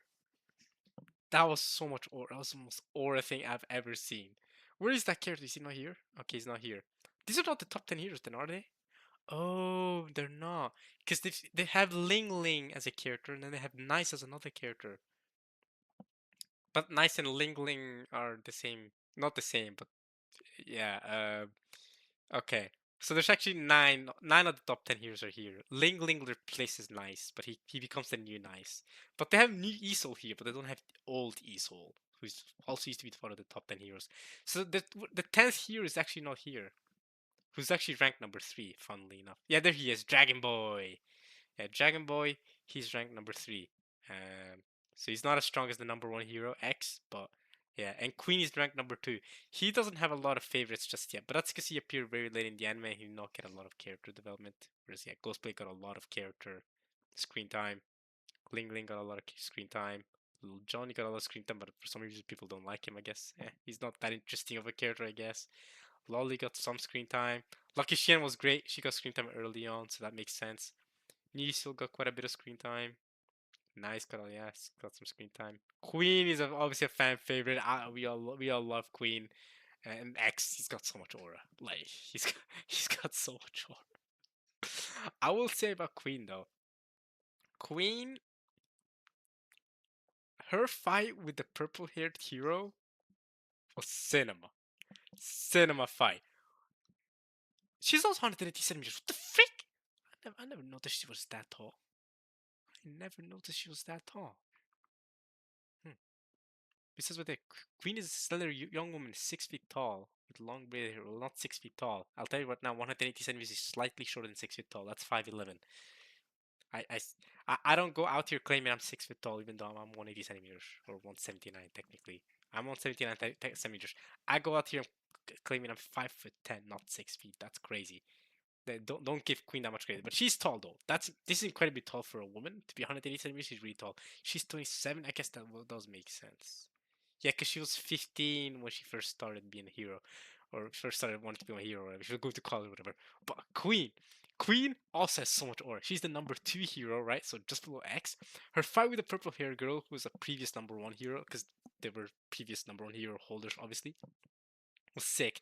But Queen, bro, I'm telling you right now, there was one episode where she did a Shanks. That is all I will say. She did a Shanks from One Piece, and when I compare a character to Shanks, when I compare a character to Shanks, that is I'm not doing it slightly. She appeared, and I still remember the episode. She did a Shanks. It's episode 20 of To Be Hero. There's 24 episodes, right? Episode 20 of To Be Hero X. When she did a Shanks, I'm telling you right now, episode 20 of To Be Hero X is the best anime episode this year. I I, I don't think any not a single other anime of any an episode of any other anime, even Apothecary Diaries. I have Apothecary Diaries overall ranked higher than To Be Hero X, but not a single episode this year beats that episode. Or even like last year. I can't think of a single episode that came out last year that beats that episode. If you've seen To Be Hero X, if you've seen episode 20, you might know what I mean. That episode was incredible. When she did a Shanks, I got chills. My mouth was like was dropped down to the floor. I was there like when the episode ended, I rewinded. I rewinded, watched the whole scene again, rewinded again just to watch the whole like scene again. It was like a 6 minute scene or something. Incredible. It was that alone made me wanna go. Like it was already a 9 out of 10 anime before that. That alone made me think, yo, this has 10 out of 10 potential. If To Be Hero X can keep doing that, it's a 10 out of 10 anime. I'm not joking. If this is just a prequel. This is not even like the main story. If season 2 expands on season 1 and improves on it, you have a 10 out of 10 anime. I'm not joking. I would give this a 10 out of 10 in a heartbeat. I don't. Again, I don't know what the Chinese been cooking with To Be Hero X and with where are we at now? And Lord of Mysteries. Chinese anime are cooking, bro. Chinese anime are cooking right now. Link Click, peak. I even like the most recent Link Click season, even though it might be the weakest season. It's still a really good season. I don't want to say too much because it would be spoiling it. I already said way more than enough by saying that episode 20 was as good as it was. Oh my goodness, episode 20. Oh. So to me, this is arguably the end of the year for me to be Rex. Only thing that signs is with Apothecary Diaries, which, like I said, is ranked higher, but that is a season 2. So if you don't count continuing series or like season 2 series, if you only count originals, this is not only the best anime this year, it's by far the best anime this year. Honestly, if you exclude Apothecary Diaries, that's the only exclusion, by far the best anime this year. And you might be telling me, like, I mean, okay, what about Lord of Mysteries? This to me is well above Lord of Mysteries. I really like Lord of Mysteries, but that's still like an 8 out of 10. I enjoyed it well above that. This is a 9 out of 10 that can border to being a 10 out of 10 depending on how good season 2 and onwards is. It's incredible. Please keep Hiroki Sawano on the soundtrack. I was anticipating this anime even before it came out because of Hiroki Sawano, and we saw the opening even before the anime came out. And there was a lot of hype around, like not a lot, but some hype around it. But then it came out, it was incredible. It's incredible. First episode came out, I was like, this is incredible. Second episode, this is incredible. Some people were like not super happy about the Lucky Sheehan episodes where we got her backstory, because like I said, it's an ensemble cast. There's not one single main character, right? All the characters are important. All the characters are main characters. There's not one character main character we focus on. We all focus on every single one. So when we started focusing on Lucky Xian, some people said it got slow or not so fun. I disagree. I thought it was so good. Even the Lucky Xian episodes were really good. Around episode 5 or 6 when we started learning about her. And then when Queen was introduced, I was like, yeah, all right. Now, this is the number two. I really did use she was the number 2 hero because in the openings you see like the range of all the heroes, like they pop up in in succeeding order. She popped the second to last, and I was like, oh, she's got so much more. I knew I would like her character so much, and you could tell. Like, look at her design too. Like, come on, bro. And she's a baddie too. Like, you know what I'm saying? Here we just see a close up face, but like, if you got to see her entire design, she's a baddie, bro. She's a nice design, nice outfit. And hey, you can tell she keeps herself fit. I'll tell you that. Damn, bro. Dang. Um, so Queen for sure. incredible, but nobody has more aura than X. I'm sorry, Queen, even you don't have more aura than X. This guy's more aura than Gojo. This guy's more aura than Song Jingwoo. The Soul Leveling Season 2 came out earlier this year. Yeah, to be fair, X is better. And X is, we barely know anything about X. We know way more about Song Jingwoo, but X right now is giving, like, scanner cannot detect levels of aura. He killed this one dude by throwing. He threw his coin. I need to rewatch that scene. Because he carries this coin around because he loves drinking uh, soda or juice from vending machines. So he carries this coin around at all times to be like to go to vending machines with him, right, and stuff like that. And his power works by you know clasping his fingers like that, like I just did. You hear me do that. His powers works like that, right? And so you can turn from the 3D normal damage to the 2D damage, or you can change dimensions. I don't even know how his power works fully. It's incredible. So he broke through the coin because he's still like carrying the coin, like, and he like rolls it on his fingers like a gambler, like a poker player, like rolls it on his fingers, and he throws it at some like goon chasing him. Um, I'm talking about the traditional word for goon, all right? Not your depraved, degenerate 2025 gooner word for it. But this goon chasing him, he threw the coin, tripped him up, changed dimension, did some crazy like animation transition thing where he killed the monster. Coin kept going, landed perfectly in the vending machine, and the soda came out. And then he didn't grab it away. He went back because he fought some other goons, and he went back to grab the sword. I'm like, ah. The way he fights is so aura, bro. That's all I have to say. Just watch the fight scenes with this guy. It's so aura, bro. So, and yeah, he became X immediately. Like nobody knew who he was, and suddenly the hero tournament came up, and he became X. He became the strongest hero, or the number one hero, I should say, not the strongest, the number one ranked hero. Just like that, bang. Whereas typically other heroes, it takes them a few years, takes them a bit of time to be recognized. But nah, this guy came in with unlimited aura and just did it. His lack of affiliation to any organization makes him all the more enigmatic. Yeah, that's another thing. Didn't explain that aspect of this anime. All these characters, and even I haven't fully kept track of all of them properly. They all belong to organizations, like hero organizations that manage them, and there's different hero organizations, right? So, Lucky Xian, Queen, um, are managed by the same organization, and I want to see a little Johnny and Ghost Player are also managed by the organization, but Nice, Ling Ling, are managed by a different organization. Lolly as well is also managed by the same organization as Lucky Xian and Queen. I believe Queen, Lucky Xian, Lolly, Little Johnny, Ghostblade are managed by the same organization. Ahu has no affiliation. X has no affiliation. Nice and Ling Ling are affiliated by a different organization. New Soul as well, different organization. And the third hero, Dragon Boy, also different organization. So yeah, but most of the characters belong to the Queen organization. She's the number two hero, number two hero. Yeah, I can't speak. And she, yeah, she obviously, and the organization was pushing her to be number one, obviously, and it was expected for her to be number one. That's the thing. He came out of nowhere. He's unaffiliated. He came out of nowhere. He's a rogue like guy that came out of nowhere. He doesn't have a name. His name is just X. X is just the nickname you give the number one hero, by the way. So we don't even know his actual name, his real name. So it was projected Queen would be the number one hero, right? This guy came with so much aura. I don't even want to tell you how he did it, but he became number one hero in the most aura way possible. I was still with the entire season like, how did this guy manage to take the number one hero like away from Queen? Because like Queen was projected to be the number one. It's incredible. But yeah, the hero organization. I forgot which one Queen's involved in. Was it the MTG? What was it? What are they called again? The organizations. But yeah, Queen and Lucky Shim, I'm 100% sure they're in the same one. And I'm pretty sure Little Johnny and Ghostplayer are affiliated with them.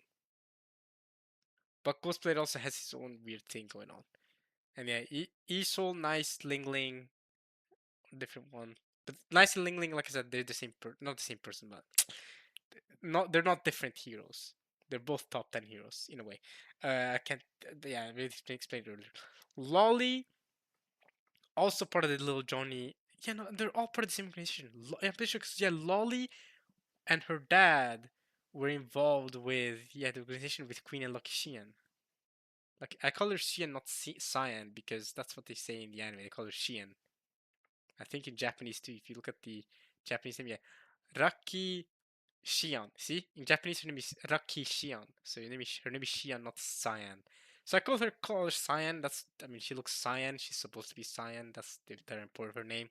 But I go with Xian because that's what they call her in the anime. I did the same thing Beatrice from Mineko. I call her Beatrice even though in English she's Beatrice, right?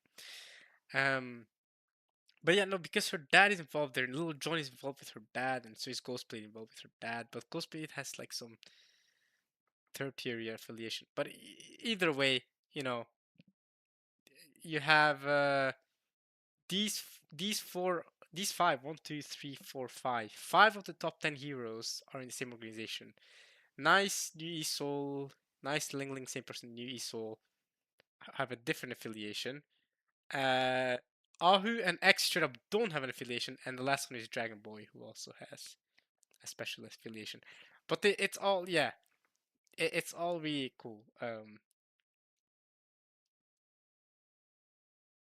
think. Oh, I did not know Chris question about heavy metal and excels at horseback riding. They did not say it in the anime. That's probably from like some YouTube character show or some review or something like that. Because there are like YouTube videos for this anime where you can watch and like see more trailers and stuff, or maybe there's like a character booklet for these characters. But Queen is awesome. Queen episode 20 made her instantly one of my favorite. I mean, this she was amazing. Lucky Shen is so good. Uh, yeah. Right now, so far, my anime of the year contender. So far, my favorite anime of the year. Other than Apothecary Diaries, obviously, I already talked about Apothecary Diaries, but Apothecary Diaries is either way gonna be hard to beat. And that's it for the spring anime, y'all. That went on way longer, partly because we had those three extra ones to talk about. So, but now we have less to talk about for summer, which we already have quite a bit to talk about for summer, which I'll get to it.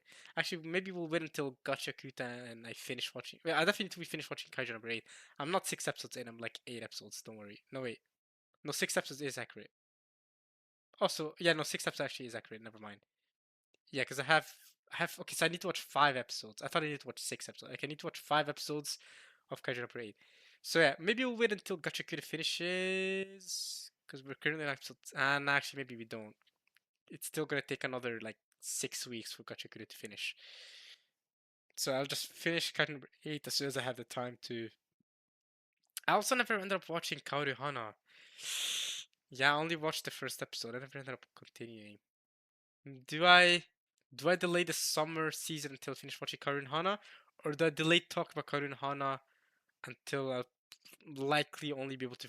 Honestly, I don't want to delay the summer video. I won't delay it. Don't worry, y'all. I'll review it, but without talking about Kaoru Hana, and then I'll watch Kaoru Hana in my own time and discuss it with y'all. All right, we'll do that. Definitely have a lot to say about the summer season.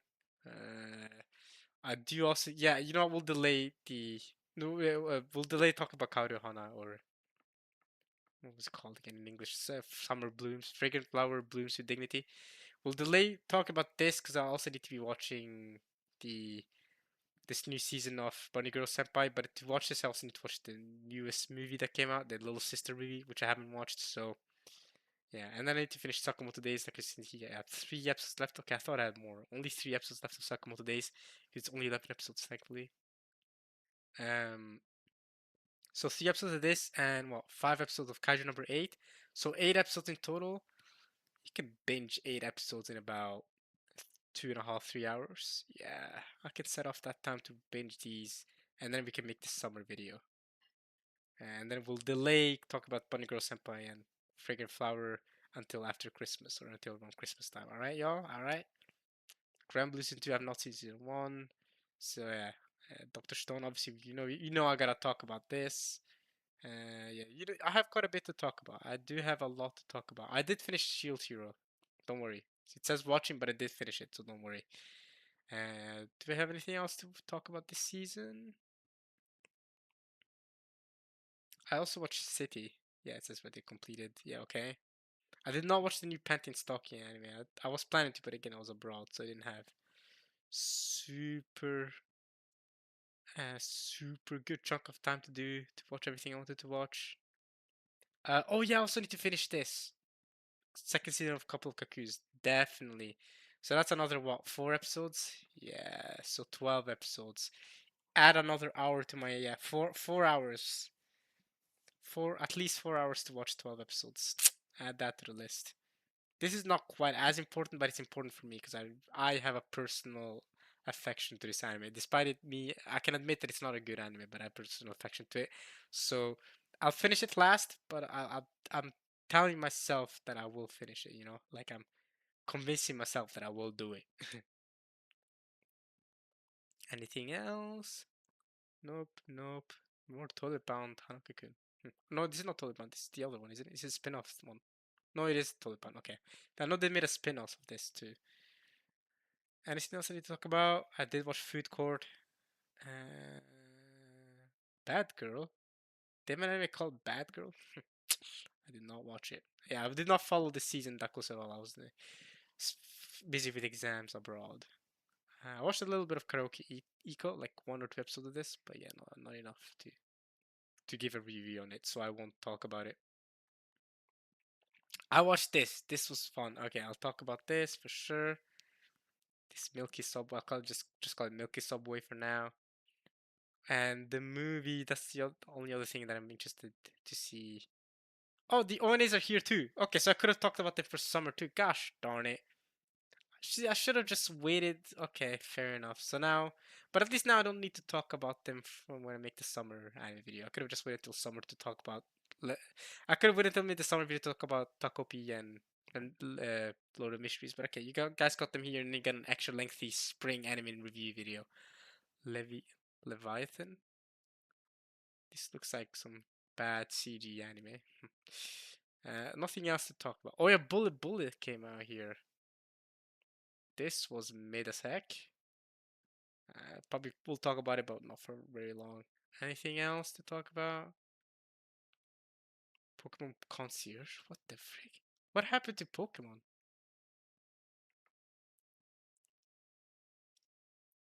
Okay, so it's not the main Pokemon series. I was gonna say, like, what the heck? What the heck did they do with this series? Uh, what the heck is this? What is he? What is in his mouth? Is that his underwear or is that toilet paper? I mean, either way, that is insane. Yeah, extremely gay. 5 episodes, 6 minutes. So it's like half an hour anime. Quiet, please. You can have your quiet. That is gay as heck. That is the gayest thing I've seen all day. Because I don't go around looking for gay things, just so you know. Okay. Sugar Rune. Okay. So nothing else to talk about then. Is this schedule number? It is schedule number 8. Collaboration animation between. Okay. Ashita no Arika. Tomorrow's Arika. What? Whereabouts of tomorrow? What? Is Arika not her name? No, it's not. Does Arika mean whereabouts? I guess. Because we're gonna say like this reminds me of Ashita no Joe. That's called Tomorrow's Joe in English. But if it's Arika means whereabouts, then it makes sense. It would be Ashita no Arika would be whereabouts of tomorrow. I don't know. Arika is that whereabouts? Arika. Ashita means tomorrow, so I know that much. All right. Yeah. I don't know. I'm wasting my time with these stuff. I already know I haven't watched any of these. Any movies? Chainsaw Man movie. I have it on plan to watch, but I'll tell you right now, I have watched this. And Demon Slayer movie. I'm telling you right now, I have watched this. We will talk about both of these next season. Oh, there's also the Gigak special movie thing. I did watch this. This is the Gigak anime. I can't believe it's on my anime list. Congrats, Gigak, for ending up on my anime list. Yeah, we'll talk about all these. If not in the summer season, I'll definitely talk about at least the Gigok anime and Chainsaw Man. Maybe I can split these two up in the fall season, and then I can talk about Demon Slayer because Demon Slayer that is a summer anime movie, whereas Chainsaw Man is a fall anime movie as well with Bond kind of is, kind of isn't. Although I don't really have much to say about Bond, like those I don't know. All right, well I'll get into that later when we get to it. Okay, nothing important special wise. And fall season, the fall season that's currently going on. So you guys will see a lot of watching, a lot of green. Yeah, trust me, I've seen more than one episode of One Punch Man. Do I regret it? I don't know if I regret it, but y'all already know what's going on with One Punch Man. Y'all already know how trash it is. Is this low rated than season two was? Season two was definitely better than this, by the way. Season two was low rated, but I think it should be at least a six. Oh, it's a seven. Yeah, season two was 100% better than this. JC Staff did a better job with season two than season three. Disappointing. Spy Family. I just told you guys earlier that I need to catch up the latest two episodes, like episode seven, I think. My Hero Academia again. Don't trust these episode listings here. I'm more caught up than this. I've seen 6 episodes of One Punch Man. I've seen like 5 or 6 episodes of Spy Family. I've seen 6, 7 episodes of My Hero Academia. So don't trust these. I just haven't updated them yet. Don't worry. To Eternity. Okay, yeah, that's what's going on this season. Why is it rated so low? Bro, it's good. Why are people hate it for season two too? No, season two was higher rated. Then what's going on? Season one was also high rated. I remember being high rated. Why is season three receiving hate? 799 is not exactly hate, but like, come on, this is at least an 8 out of 10. Come on, y'all. I'm watching this actually. I am watching this. I'm not enjoying it that much, but I'm watching it. I'm watching Sanda, which is kind of okay. What's saving it is really the fact that it's made by Science Sorry for me. It's not that good in my opinion, but Science Sorry makes it good, you know. What else am I watching? I'm obviously watching Rama Half. See, why is this higher rated than freaking Rama does deserve a higher rating, but why is this higher rated than freaking To Your Eternity season 3? What are we cooking up, guys? It makes me mad. What else am I watching? Because since I've come back, obviously I have more time to watch anime now. So yeah, I'm watching a lot more stuff in general this season. I'm watching this. This is hilarious. One of the funniest anime I've watched all year. So do recommend it if you're currently on the season. I do not have it on my watching list. I should, but I have not updated my list yet. Like I said, more Uzuma Musume. We talked about it earlier. One Dance seemed promising, but dancing was so disappointing, bro.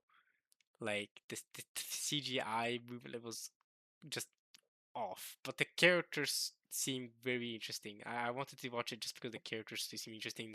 I like their their um their interactions. I like the way the characters felt while watching. Like you know what I'm saying. I'm a big character and I'm watching them. You already know this.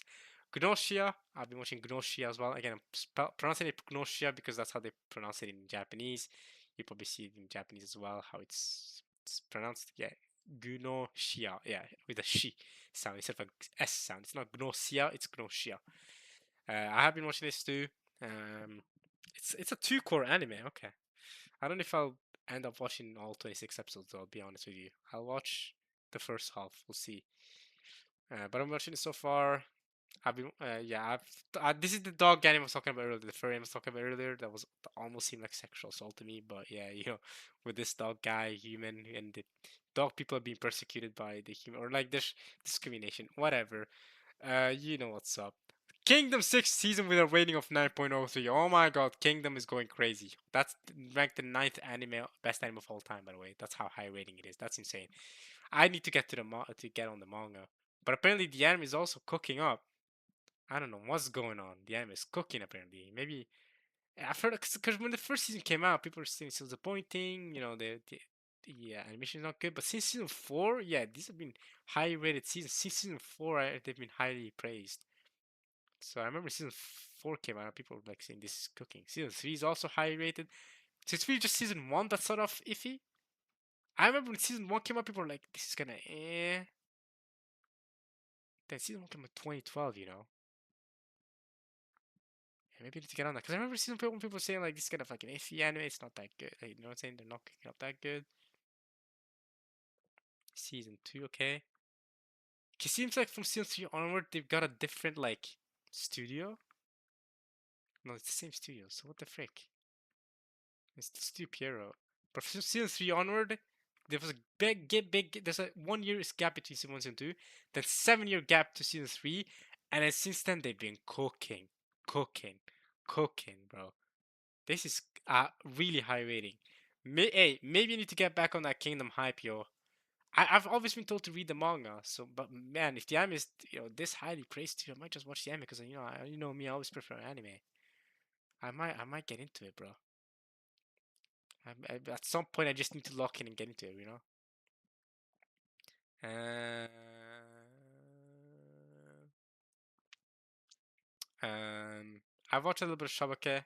This was incredibly mid. I did also watch the first episode. This was mid as well. Like nothing worth writing home about. Shivis, I've been watching a few episodes of this. Also really mid. Ganglion has been fun to watch. I don't know why it's so low rated. People are gonna be harsh about it. I guess it's really short form. So, but I think it's been funny. Every episode has made me laugh. So I'll take it. And again, it's 3 minute episodes, short as heck. What else? Obviously, I'll review them when the season finishes. I'm more just talking about. Is there a lot to talk about for fall season? Okay, so Chainsaw Man does not appear in the fall season, so I definitely need to talk about it in the summer season when I discuss that. Yeah, the Fujimoto Totsuki 17 to 26. I've heard about this that it came out. I don't know if I'll watch it. I'll consider it. I don't know if I want to watch it though. I'll be honest with you. Star Wars, more Shimatsu no Valkyrie. What's spelled Valkyrie in like German type of thing? Oh, yeah, Record of Ragnarok. Y'all know it. I think that's it for this season. There's an OVA or a movie that's important to talk about. Oh yeah, if it would be any, it would be in the movie section. This Chainsaw Man movie, wouldn't it? Princess Zombieland Saga movie. Okay, I don't care about any of these stuff. I don't watch Clone Kami, as y'all know. Wait, what? A 1 hour sequel anime special for Under the Luck coming on December 25th on Christmas? I'm watching this for sure. Yeah, I really have a plan to watch. Okay, I didn't even know this existed, and I mean apparently I do because I haven't planned to watch. Okay, I'm definitely watching it. I put a lot of things in my plan to watch that my list announces is coming out, and then I'm like, okay, cool, and then I forget that they are coming out. So yeah, I love how the recap of One Punch Man Season 2 has a higher rating than Season 3. Like, look, 6.3. Season 3 has a rating of like 5.3. That's disappointing. I'll get into this and all the issues with One Punch Man when I do my fall anime review. But winter season is the one I wanted to look ahead on just a little bit. Look at how freaking stacked it is. Ooh! If you know how season 2 ended of Jesus Kaisen, you know Yuta said to the higher ups, I will kill Itadori Yuji. I'll take care of him. And the poster being Yuta trying to kill him and Yuji defending himself. Oh, it's gonna come. Yuta versus Yuji, guys. See y'all got the two main characters against each other. The main character of the movie and the main character of the series. Who's gonna win, guys? It's should be to no surprise to that Yuta's significantly stronger though. He's a special grade, so Yuji's not on that level. But can Yuji escape death? I'm so hyped for Season 3. I'm a manga reader, of course. I'm so hyped. The Calling Game Part 1. Ooh, so hyped, bro. You know what I'm really hyped about? Not just Yuta. Maki! Hakari! Hakari's gonna show up this season. Kirana! Bro, this is gonna be so freaking fire, bro. Bro! More Hell's Paradise, which for some reason has more. I guess it's because this season was announced before the second season, the third season of Jujutsu Kaisen. Frieren Season 2? Pack it up, boys. Season 1 is the #1 highest rated anime of all time on my anime list. Look at this. By far, too. Ranked #1, and it's not even close. Like, if you look at the top anime, Fullmetal Alchemist is #2, or I guess Chainsaw Man took over. Okay, I was gonna say Fullmetal Alchemist is #2, but like much lower. Chainsaw Man movie, which I will discuss during my summer review video, so it's going to be the next video. Took over the Fullmetal Alchemist, but it's still not as high as Frieren. That's insane. I'm so excited for Frieren season 2. I've only given it an 8 because I don't like rate Frieren that highly just yet. I don't not as high as everyone else, but that doesn't mean I'm any less excited, bro. This is gonna be freaking fire. More Oshinoko, and after how good season 2 was, I'm excited. Fire Force's finale. Come on, bro. Fate Strange Fake after how many delays? After how many like fake runs? Get it? Cause fake. They finally, I think finally is going to come out. They're finally gonna release it. I've only seen the first episode and the 1 hour special movie thing they did, but I'm excited. More Fate. That I thought it looked incredible. So 100% excited. More vigilantes, and y'all saw how much I praised season 1. This season is stacked. This season is stacked. More slave if you're into this anime. Change Soldier. I believe we're getting more medalists too. More Trigon.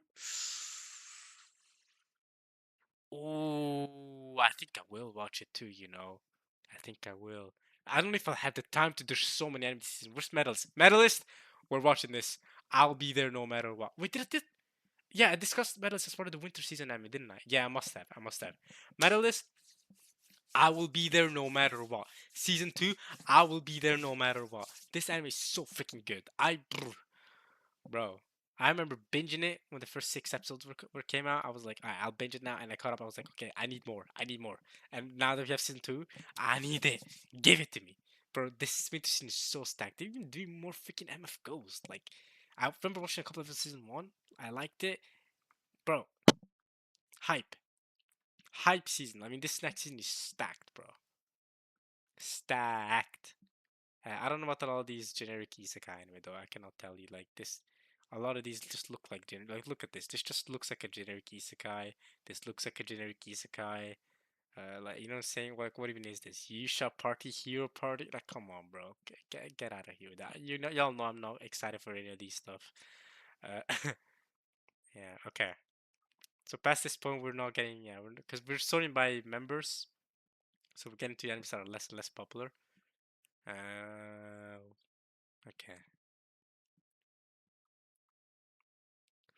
ONAs, any ONAs to look out for next season?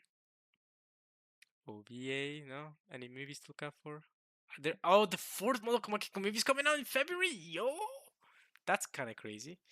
I say that like I'm more excited for the anime community than excited from on a personal level. On a personal level, I don't really have that much excitement for it, but like I know the anime community's gonna go crazy for this. A movie for oh, it's a reality. Oh, never mind. Never mind. I was gonna say this sounds hype as heck. How is this not higher than a movie for Tatami Reincarnated as a Slime? You know, because this anime has a lot of popularity. Okay. All right. They're continuing. Yeah, they're adapting some Assassin's Classroom stuff. That was not in the original anime, which came out The anime came out 10 years ago, and the manga like 12 years ago plus. So, but I guess they're adapting extra stuff that wasn't in the original anime, which I was thinking of watching because why not? Like I watched Assassin's Classroom many years ago. To be at this point, I don't know exactly when, but yeah. Movie remake of an arc of Gintama. Okay, more Gundam stuff. Y'all know. All you need is skill. Wait a minute. I've heard of this manga. I think. Yeah, I've heard of this manga. I've heard good things about this manga. It's only 17 chapters and it's been adapted into a movie? I'm there no matter. I'm watching that. I'm watching that. Who's the studio? 4C? Ooh, okay. For the Berserk movies. The Animatrix. Ooh. Okay, I don't know how much this studio can be trusted based on the Berserk movies because I've never seen them.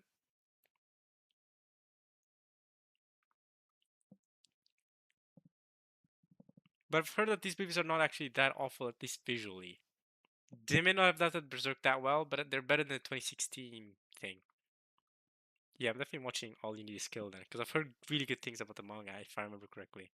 I put it down on my plan to watch at least. No harm in putting it on my plan to watch. If I don't watch it, then I can just delete it. You know what I'm saying? At least this way I can remember it that it exists. Isekai Skill, whatever, more con and... It looks like a recap, but I don't know. Does it say? Oh. It's 1 hour though. Just nobody knows what it is. Okay, it's a special thing. Episode 0. Yeah, that's what we can look forward to in winter 2026. Alright, obviously hype still for Mushoku Tensei, all that stuff. More Bocchi the Rock. Finally, second season's coming up. People have been waiting a while for more Bocchi the Rock. Dan, more Apothecary Diaries. October 2026. Oh, Bleach, the final season of Bleach. More Black Clover. I love how they call it second season after like a 150 episode first season. Exciting, yeah. More Blue Box being announced. Doctor Stone, third part of Doctor Stone Science Future. This Doctor Stone should be ending soon as well, from what I understand. They're making a six. Why the frick are they making a season 2 of this garbage? This came out like 5 years ago, too, didn't it? 4 years. This came out so long ago. Why did they make a season 2 now? And who's gonna watch this? What the heck? I might actually watch that. Even though this was garbage. I don't know why I would. Why would I hurt myself watching this? More Tokyo Revengers? Of course it was. Tokyo Revengers is too popular to not get a new season. Hasn't it been a while since the previous season though? Skip to the first new season. I'm definitely watching that. Yeah. I'm there. I'm there no matter what. Hasn't it been a while since Tenjiku? No, I guess not that long. 2023. Yeah, 2 years. Yeah, the previous seasons were coming up faster. Yeah, look at that. And the first season came out in 2021. It's taking them a while. 3 whole years between seasons of Tokyo Revengers. It's taking them a while to get to this season. But it's going to be the last season then, because they adapted the Tenjiku arc here. So this is going to be the last season. It depends if it's 12 or 24 episodes, but maybe if it's 12, they're just going to sneak in another, saying another season. Nah, but I don't think they can. I think 12 episodes should sneak out the rest of this anime. I think even because Tenjiki was like one of the final arcs. I've read the manga. That's why I'm saying all this. But the content after Tenjiku and can be adapted surely within 13 episodes. Definitely within 24 episodes. But I don't know if it can be adapted within 13 episodes. Depends. We'll see how they do that. What is this? Maho. Oh, the one with Steam Magic. That's getting second season. Okay. More Make. Wait, no, this is Make Heroine. It is more Make Ine. I don't know what I'm talking about. Make Ine. Skipped it over. More Boruto. Whoa, why are they naked though? No, they're not. Wait. Yeah, no, she's wearing a bikini, I think. No way. Is her bra off or I can't see it. It's so thin.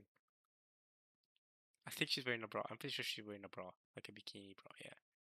Why was I they're making a season 3 right away. Okay, it took them so long to make a season 2. Why are they so quick now? They're making more Boruto. Like how long since Boruto ended? Damn, 2023? Damn. And Boruto anime fans have been waiting then 3 years? I did not even know that it stopped airing for that long. Omniscient Reader, I've heard good things about about the webtoon. So I'm definitely watching that when it comes out. Yeah, adding that to my watch list for sure. Plan to watch. I don't know, you have to submit that you're planning to watch something, but yeah, I'm adding it to my list. Refreshing just to make sure. Yeah, obviously more Apothecary Diaries. This is in 3 part 2, so that's already been announced. So they're splitting up season 3 into part 1 and part 2. Making more Sabiki Bisco? What the frick? First season came out like 5 years ago. This is like Detectives Already Dead. This came out like 2021 or something? 2022? Wow, okay, it feels longer than that, bro. This came out so long ago. Why did it suddenly make it a season 2 now? Okay. What is this? Nozoman Fushi. I've never heard of this. Yeah, I think I have heard of it, but I don't care enough because it sounds like some fantasy isekai thing. Obviously, I'm watching more Shield Hero. I'll talk about it. This Shield Hero Season 4 in my summer season video, of course. They're making more Gate?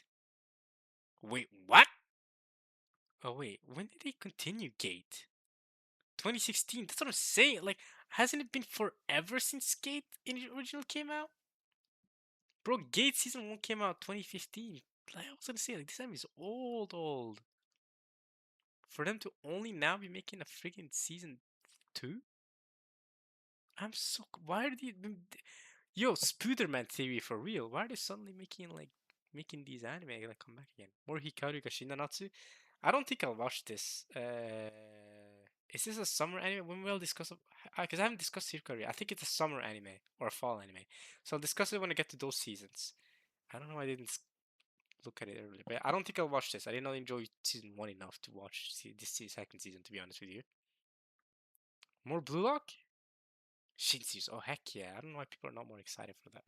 Okay, but let's look at the summer season. I think it was a summer season anime. Hikaru. Oh, it is there.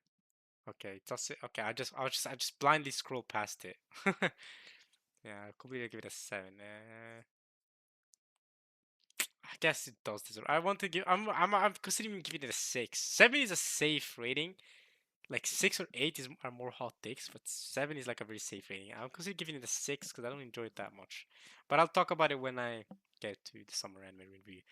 That's it though for the spring season. I know I talked about a lot more than the spring season, but this was very long. I think the summer season in review, or not spring 2026, spring 2025, bro. Chill out. One more ReZero hype. Okay. Anyway, I think the summer in review video is gonna be shorter. I expect the summer video to be longer than the spring video, but this video ended up being really long because I want to talk a little bit of what's coming in the future for the winter season, and because of these three ended up being here instead of in the summer season, but they are also in the summer season. But for the Chainsaw Man movie, that is not in the fall season. That's only in the summer season in my anime list. But my anime list, at this week, maybe because it's a movie, whereas ONAs can be in both the spring and summer season technically. I don't know. So I expected Tokopi and at the very least, not the Legend. I keep saying Legend Katakuri Heroes. I don't know why. It's Lord of the Mysteries. They're completely separate anime. They have nothing to do with each other. Uh, Lord of Mysteries. I thought I would be discussing these in the summer video, but even without discussing these two, this video ended up being really long. To be here, Rex, of course, I had to discuss a lot about it. But yeah, so spring. I had more to say about spring than I expected, but I don't think I'll have as much to say about summer. Funnily enough, I thought I would have more to say, but I actually don't. Like, just look at this. I mean, listen, especially because I'm omitting Fragrant Flower and and Buddy Girl Senpai until a future date after Christmas, probably when I finally will have time to sit down and watch these and catch up to these. Yeah, um, I don't think I'll have that much to talk about this summer season actually. So, but we'll get there when we get there. I hope you guys enjoyed my season in review or look. I don't really like talking a review because I'm not reviewing the season. I guess I kind of am talking about how much I like this and dislike the season, but mostly just my thoughts, general thoughts on the season. Just looking back on it, what happened, what are my favorite anime, what surprised me. You know, my expectations like Vigilantes. See, this is Vigilante surprised me. That's why I had to talk a lot about it. What was kind of like iffy for me, what I didn't like as much, right? So yeah, I am actually gonna go make food because I have not eaten, and I did not expect this video to be as long as it ended up being. So I'm gonna go make some food. I hope you guys enjoyed watching my anime in quote unquote review, I guess, as much as I enjoyed making it. I'll come back in hopefully a couple weeks' time to make one for summer. As soon as I finish, like I said, Kaiju number 8, couple of Kakus, and what's the last thing I need to finish? Oh, Sakamoto Days, but mostly Sakamoto. I mean, Kaiju number 8 is number one thing I need to finish, more so than Sakamoto Days even. But why is it lower rated? What? So I've watched 6 out of the 11 episodes so far, and I found it to be around as good as season 1 was so far. I really like the fight scene with this guy, Shinomiya, president guy. But maybe the last half of the season is bad, and that's why it's low rated. But I remember it being low rated even as it was airing, so I don't know why. I don't know. Anyway, Sakamoto Days, because oftentimes when something's low rated, I can tell. Like, why is it lower rated in season 1? Season 1 is much higher rated than this, so why? A lot of times I can tell if it's like an animation issue or whatever. Like One Punch Man right now, it just looks soulless, or if the story, quality story clearly goes downhill, you can also tell like why. But I don't think the quality story's gone downhill, and I haven't noticed any like production issues or animation issues or anything like that. So I wonder. So yeah, I'll focus both first and foremost on Kaiju number 8 and Sakamoto Days Part 2, but mostly Kaiju number 8 because that's the more important one to finish. And then after that, I'll green light myself to make this summer in review video in a couple of weeks time probably, because let's be honest here. For a couple of Kakus, I've seen 8 episodes. The last 4 episodes are probably it's probably not gonna change my mind that much on this season and what my thoughts are for this season. But ideally, I do want to watch the rest of this too. It's 4 episodes. It's not that much. I can binge that real quick. I can do that. So I'll find some time hopefully, and then we can do a summer video. And then after Christmas, I will come back. I've already put the notes for Kaoru Hana and Bunny Girl Senpai, and I should also make one for Kobayashi. I think I made one for Kobayashi and Kaoru Hana, but not for uh, Bunny Girl. So I'm gonna write Bunny Girl real quick. Bunny, Kowloon, Bunny, Bunny Girl, and Kobayashi movie. There we go. So now I know those are the 3 I need to I need to catch up on doing Christmas so that, or doing Christmas break, so that after Christmas break I can come back to the summer schedule and spring schedule to quickly talk about Kulon. Or I said Kowloon actually earlier. I meant to say Kulon. Kulon, this season of Funny Girl Senpai and Friggin' Fabulous with Dignity, which I have to watch. I've heard too many good things about this to not watch it. I've heard incredible things, especially of the manga, more so than the anime. The manga is very well received. Yeah, ranked 30th. So yeah, but that's about it for me. Thank you for. I wanted to do an outro earlier, but I ended up being sidetracked a little bit. Y'all know me. Thank you for listening in. Thank you for watching this. I hope you enjoyed watching me talk about this season, at least as much as I enjoyed talk about it myself and going over it. Like I said, I'll come back in a couple of weeks for the summer one, and then a couple of weeks after that for the fall one. It's supposed to be 3 months apart every season, but you know what I'm saying? We're kind of backed up. Pause. We're kind of in the backlog because of my departure abroad, but hopefully, starting next year, we'll be back on track with the every 3 months schedule that we used to have. That I believe started as far back as 2022. I believe the Yofukashi no Tari, I call the ninth season, is when I started doing these reviews. So 3 whole years ago. Look at how far we've come. So yeah, um,